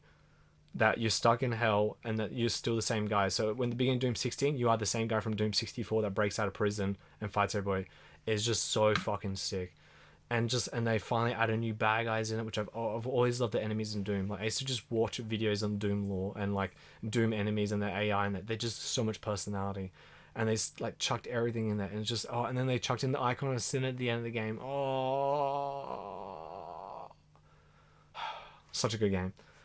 Man, imagine giving Game of the Year to fucking Last of Us 2 over fucking Doom Eternal. Hunt down. What a fucking incredible fucking game. I saw the trailer and was like, yeah, I know I'm going to play this game. I knew I was going to play it, and it was even better than expected. It's just a fun run and gun, hiding behind boxes. Every single gun is good. The sound design is awesome. Every single boss guy has their own little like dialogue banter they have with the main character. It's just so much personality. It's like a dumb 80s action film done right with the right amount of cheese. Incredible level design, incredible boss battles, incredible just level design. Every gun is so much fun to use. And what was so awesome, like, I was like, I can't do badass difficulty where you die in one hit. I did the whole game badass mode, and you know what? I respect a game that when you play it on hard mode, you change the way you play the game. So instead of just being like a little bit run and gunning and having a bit of fun, I was like full tactical, like which weapon do I use in that? And it just made me slow down and appreciate the game design more. I normally don't recommend games that have one life mode. I don't like it, but this game did one life, one health mode fucking right. That the way you play it on normal is completely different to the way you play on hard, which is very rare to. It's very hard to do that in a game, to change your playstyle completely, and it's just fucking muy caliente. I haven't said that line in a while, but it's my catchphrase. And then Bug Fables. Well, you guys heard me earlier saying it's Paper Mario 3. And it had such an incredible storyline. I teared up at the end. I couldn't figure out where the last trophy was. And I'm going to actually spoil it. Maybe you guys will have the same experience as I did. But just such a fun character. All the characters are just so much fun. So much like fucking collectibles in the game. All the fucking food recipes you can make. There's so many different ways you can play the combat. The bosses were just super challenging. And like I put on my snapback cap on and I was like, it's fucking super comfy. It says be a dude, and you got it. Damn, it was just it's behind over here. No, it was just so much fucking fun. I seriously, guys, if you love Paper Mario so fucking much, play Bug Fables, and don't worry about Nintendo ever satisfying your needs ever again. They fucked up. They don't deserve your money anymore. Go play Bug Fables. Fuck Nintendo. It is fucking fun, and really cool storyline. Just cool. But anyway, game of the year. Hunt Down. Oh no, really? I fucking love Hunt Down. Every time someone comes to my chat and goes, "What's Hunt Down?" I turn off my game and go, this is what art looks like. And I fucking turn it on. And as soon as I turn it on, I got this big fucking shitting grin on my face and I just want to play it. And every time I play, I'm like, fuck, which level do I showcase how great it is? I'm like, I don't fucking know. The whole game? Do I just do a speed run the entire game, show everybody how good it is? It's just so much fucking fun. It was close, man, because I really love Streets of Rage 4, I really love Doom Erection, I really love Bug Snacks. But man, they're all great games. There's like, honestly, they're all good. They're not good. They're all like 9.9s. Like, they are fucking that well made. And that's the thing, like, between like your list and my list, like none of them are, other than Doom, like none of them are big releases. The only, like, seriously, guys, AAA games suck this year. The only big release I think was genuinely fucking amazing was Doom Eternal. Because Last of Us 2, very cool. From what I played of it, I would agree. I like Last of Us 2, cool storyline, but okay gameplay. I got bored. I just wanted to run through it. I was speed running through that game on easy mode. Final Fantasy VII Remake, 60% of the game is good, 40% of the game can go in the fucking bin where it belongs. Ghost of Tsushima. Oh, actually, Last of Us 2. Ghost of Tsushima, best game to help me go to sleep. Indie games like a game made by a fan for fans. Exactly, Jen Cartridge. And Jen, how you doing, Vape Queen? What's going on? You got your custom made Yo, Vape Queen? Jen, check it out. Hold up, do a fat rip. Fuck, and that's the end of the show, guys. Pretzel just visiting the cloud. Oh, that'd be hilarious if I was just gone. Yeah, I know. When I did that. So Hunt Down. I don't think it's a surprise to anyone that's watched you enough. I fucking love it, man. And like, part of me just wants to replay it again and again and again. There's the Vape Queen. Come on, the vape. Take us to Vape Nirvana. It is just, what a fucking game. Like, I just, like, every time I play it, I just want to play it again and again and again. To be fair, I kind of do that for all the other games. Whereas Bug Fables, I played it and I was like, I'll play it again. I'll probably play it again maybe like in a year or two time if I was like, if I could stream full time and I'd have to go to work, so I had an extra 8 hours a day, I'd probably just play it again for fun. But like, yeah, Hunt Down, I can just pop it in, play it. If I want to be hardcore at it, I can play it. But yeah, and Doom Eternal was fucking very close. And Bug Fables is probably another game. I probably would never play Bug Fables again, but I would absolutely love to watch another streamer watch that game and just enjoy that fucking storyline. I think that's probably what separates it. Was like Doom Eternal. Actually, would I play Doom Eternal? Yeah, I would play it again if I owned it. But yeah, Bug Hunt Down, I'll play it any fucking day. It's on my hard drive. I'll never uninstall it. I'll keep playing it when I just feel like being a badass. Bug Fables, I'll play it again if I'm retired. Streets of Rage 4, I'll probably actually play again. I'm just gonna reinstall it once the DLC comes out. But yeah, I think that's the thing. Bug Fables, I loved it, and I'll love watching people react to it, but I'll probably never play it ever again. And yeah. But anyway, Pretzel. All right, this one was easy for me. Ooh. And it's gonna be a little weird because, well, one of the games on there wasn't on any of the previous lists. And that's because I forgot to include the video for best early access game that Pretzel has played, but Fox doesn't play. Yeah, because he doesn't play early access. I don't play early access. I'll go ahead and list those right now. Ultra Kill is basically Devil May Cry meets Quake. Yeah. Rogue Legacy 2, it's the sequel to Rogue Legacy. That was the roguelike that got me into roguelikes. Oh, did you forget to do a trailer for that as well? I was going to. I don't know what happened to it. I don't know if it just didn't transfer over or something. That's fine though.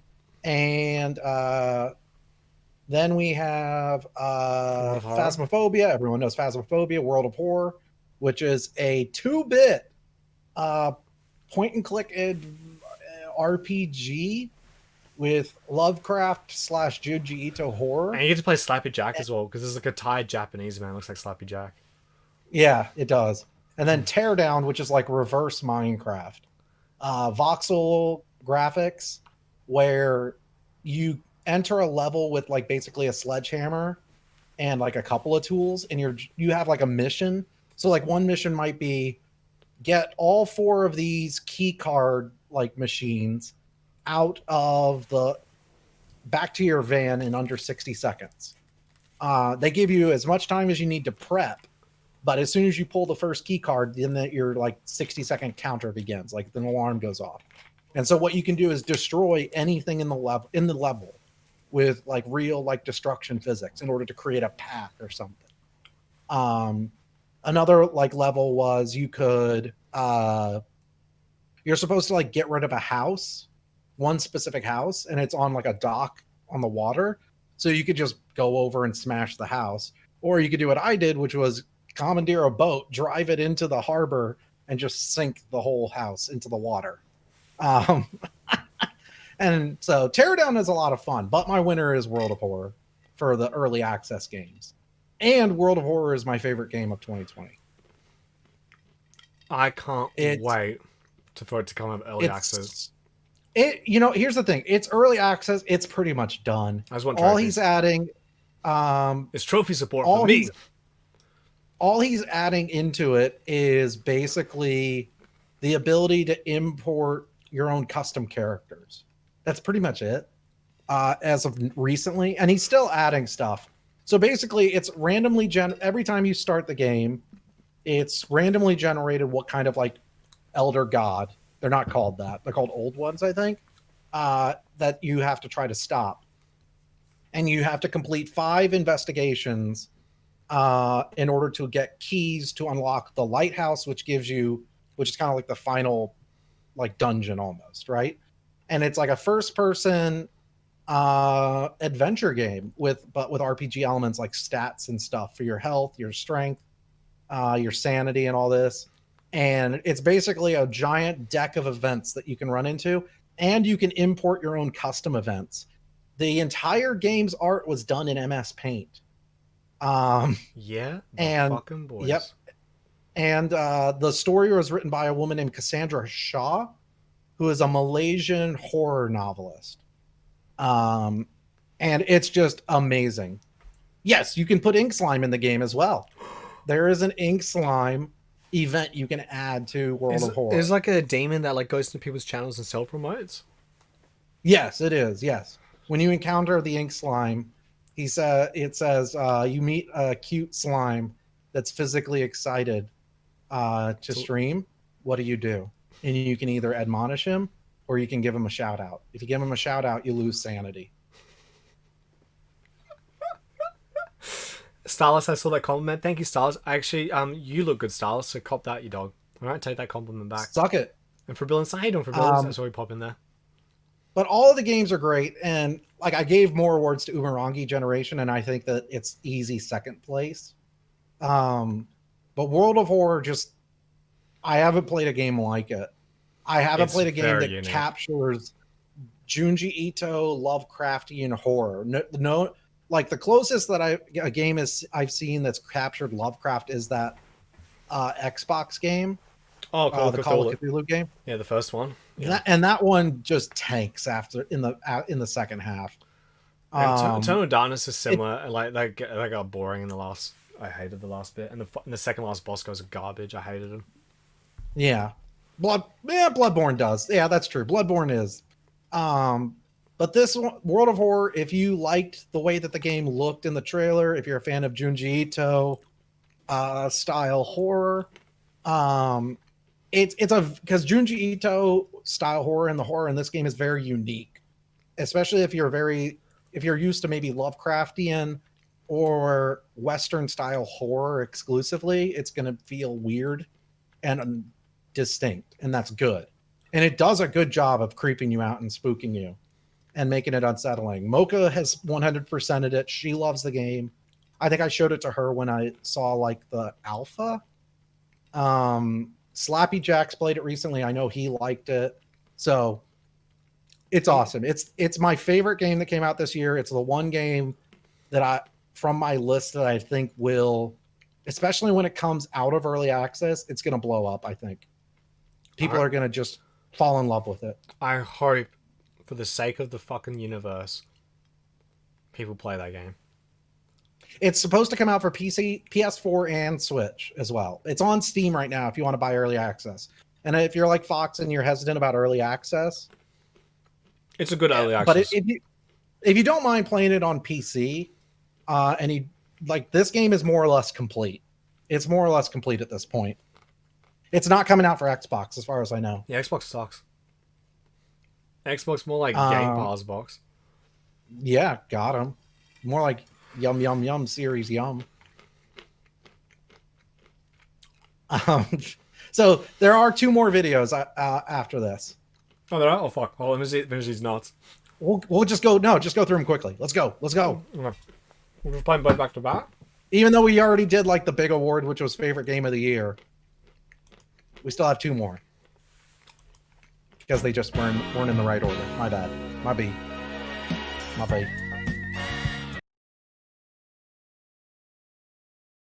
Uh-oh. Oh no! Why did it play the Japanese playlist?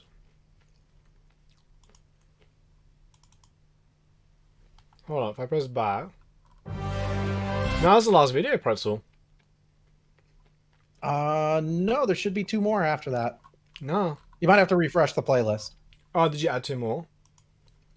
One of them was not in the playlist, and the other one I had to trim out some copyright content. Oh, okay. Well, there's only... because it was a block. Well, there's 18, so there's only 1 extra video. Yeah. No, there should be 2. There should be another one. I see 18 as well. After favorite game, there should be story game, and then oh wait, not remake, remaster. Yeah, we've already done that one. We've done that one. Ah, wait, I'm adding it now at the bottom. Game not from 2020. Oh, yeah, okay. So there's 2 more. We'll go through these quickly though. All right. So guys, we'll get through these done quick, and then we'll just talk about them quickly. Wait, it's not storing up still. Right, so... Oh no. I'll send you the links. I'll just send you the link. All right. Oh wait, no, it's working. It's working now. Game from 20. Oh, good. Cool. Okay. All right. Whatever. Done. Let's go. Let's go. No technical difficulties. We're going.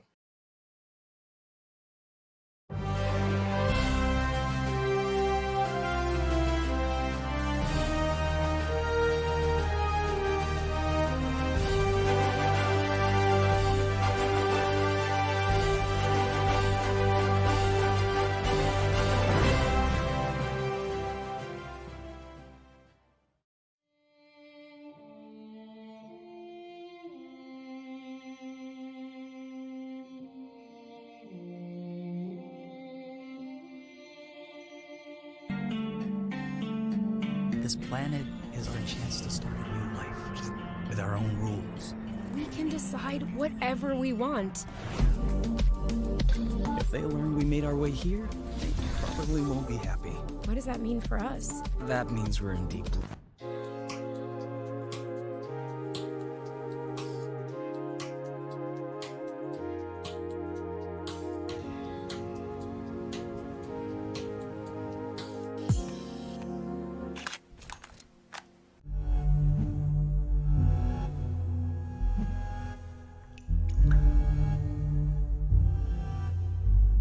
Fatum Batula.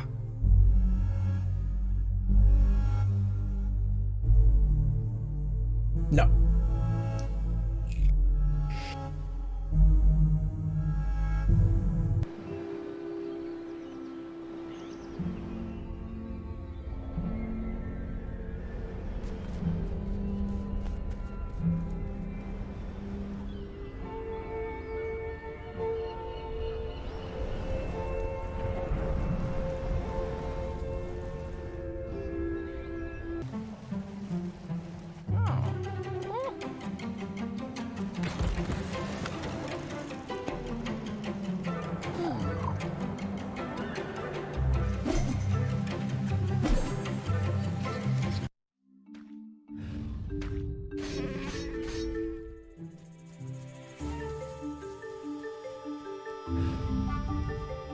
Did this game come out this year?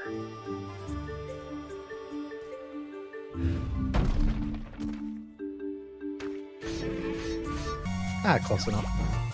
What is it like to be loved and so adored? If I could be just as good as you, I'll never have to wonder. I can be better than I've ever been before. I'll do what it takes, I know I can be number one.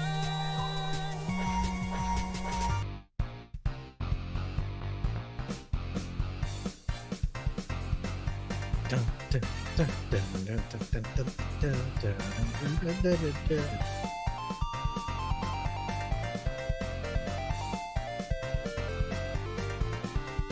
So extraordinary. Something's gotta hold on. This It was the shortest video. I didn't want to edit down like a 20-minute gameplay video.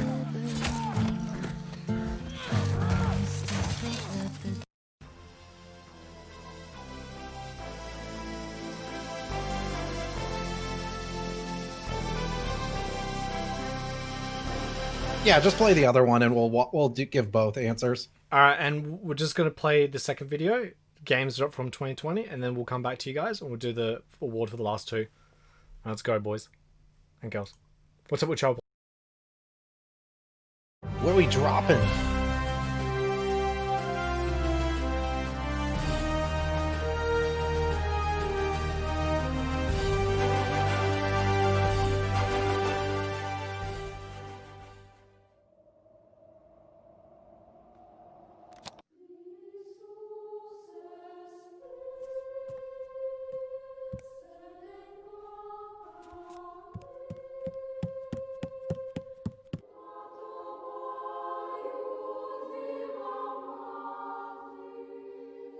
It's really cool. It's really short though. Tune incoming!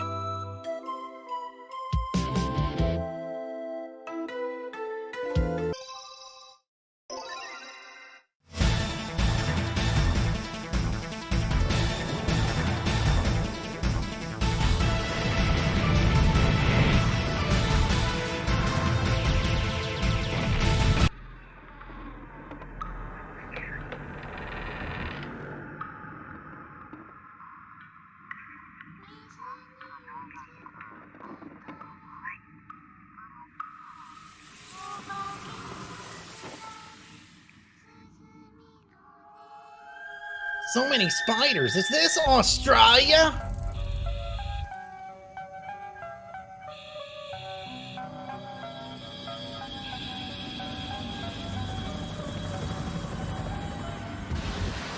I don't know. My fellow Americans.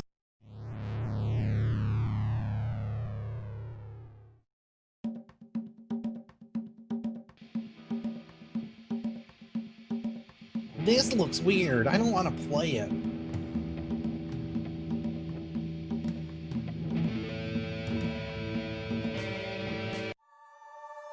There is a great horror beneath the manor.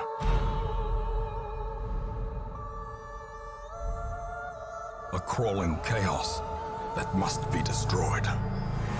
Hello, I am Twitch staff. Task ahead is terrible. Do you mind changing your title? We don't like references to drugs.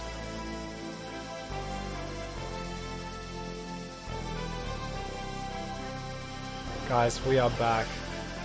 All right, there we go. That's 2 categories. We're going to run through these. All right, what was the first category? Oh, stories that made us cry. Yes. Live Prince and the Blind Princess. Good. Any words you want to say on it? I fucking cried so hard in that game.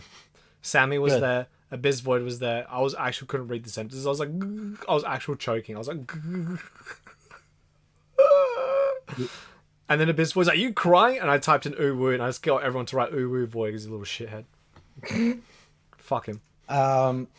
My second place is Change, a Homeless Survival Experience. That's beautiful. I It wanna play that. is. I kind of liken it to This War of Mine, Yeah. where the gameplay tells a story and makes you understand and appreciate a perspective.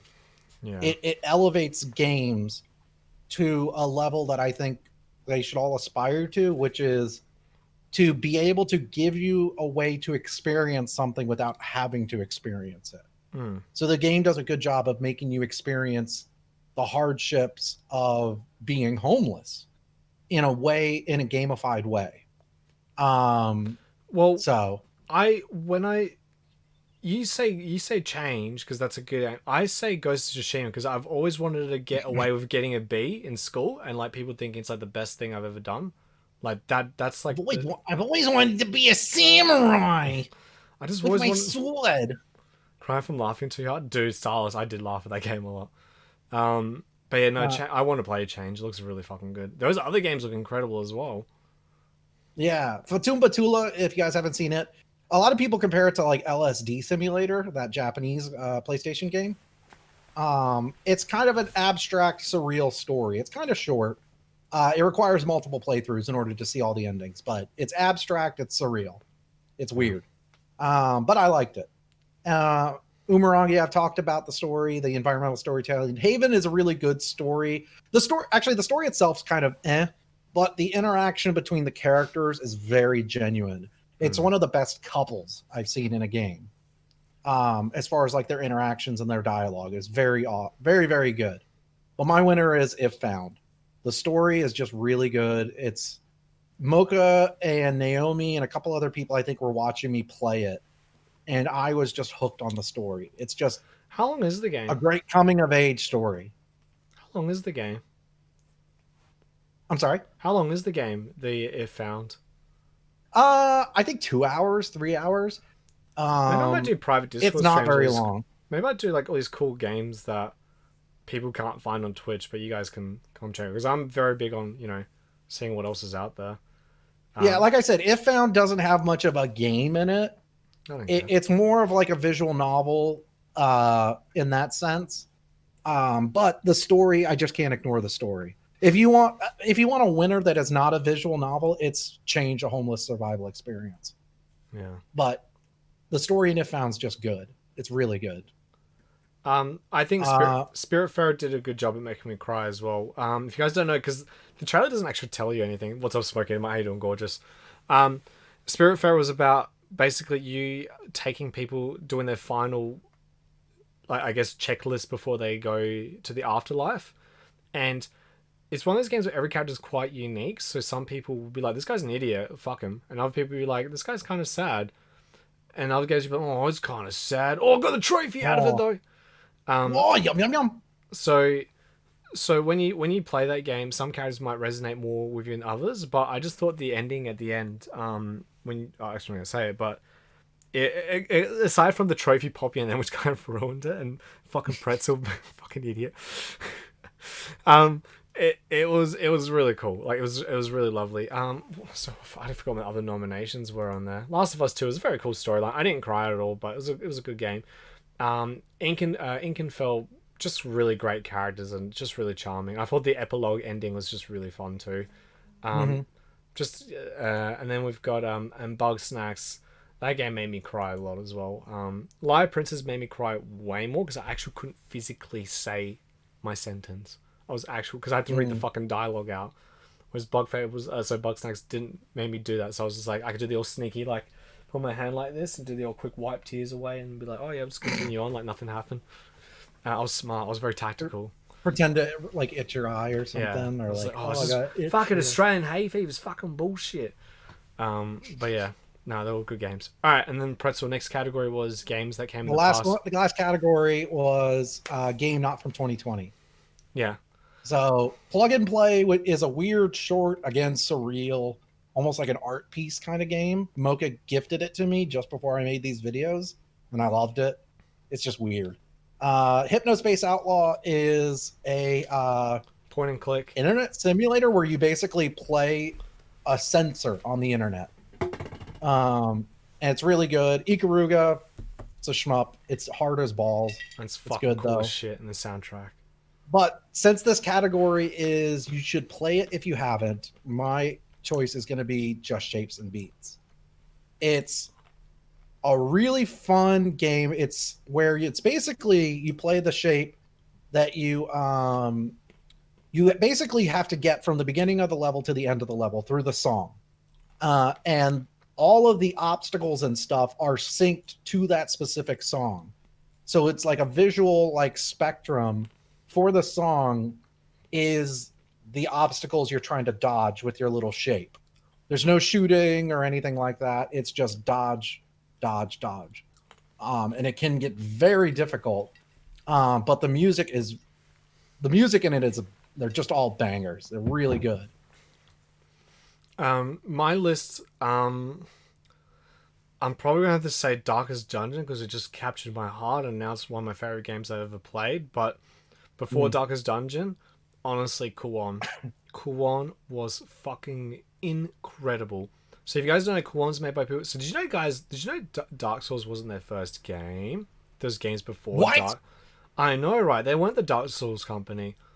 They weren't just Dark Souls. They used to make a lot of horror games and games didn't exist before Dark Souls though. Oh yeah. Well now, all right. Well, then all those games stopped existing when Hollow Knight came out. Hollow Knight, my favorite game. Kuon was fucking incredible. As a horror game, it didn't have too many monsters that were interesting, but as a storyline, I was gripped. I genuinely, because like the game, you kind of have to play it twice, and then you get the epilogues character. So you kind of had to repeat some bits again. But I just want to know the ending. Like, I was actually like, this is a fucking story. So when people say, oh, Dark Souls doesn't tell a story, well, go play Kuon then, you fuckhead. That was a story. That was so much fun. It was fun in its own fucked up horror way. What else was there? Reptar, it's one of the rarest PlayStation 2 games. Which game? Beats and Shapes? No, Kuon. In the United States. Oh. It's one of the rarest PlayStation 2 games. Yeah, it's definitely one of them. Did I put anything else on that list? I forgot what else on that Same list. with like Rule of Rose. Oh, Rule of Rose, good luck. And Hylex was just a lot of fun. Vanquish, you guys know, it's one of my favorite games. If you haven't played it, just fuck. I can't do anything else. I've said guys play it. You're probably gonna go, oh, I'm just gonna play Call of Duty again. So, whatever. I give up. Moving on. That was the awards!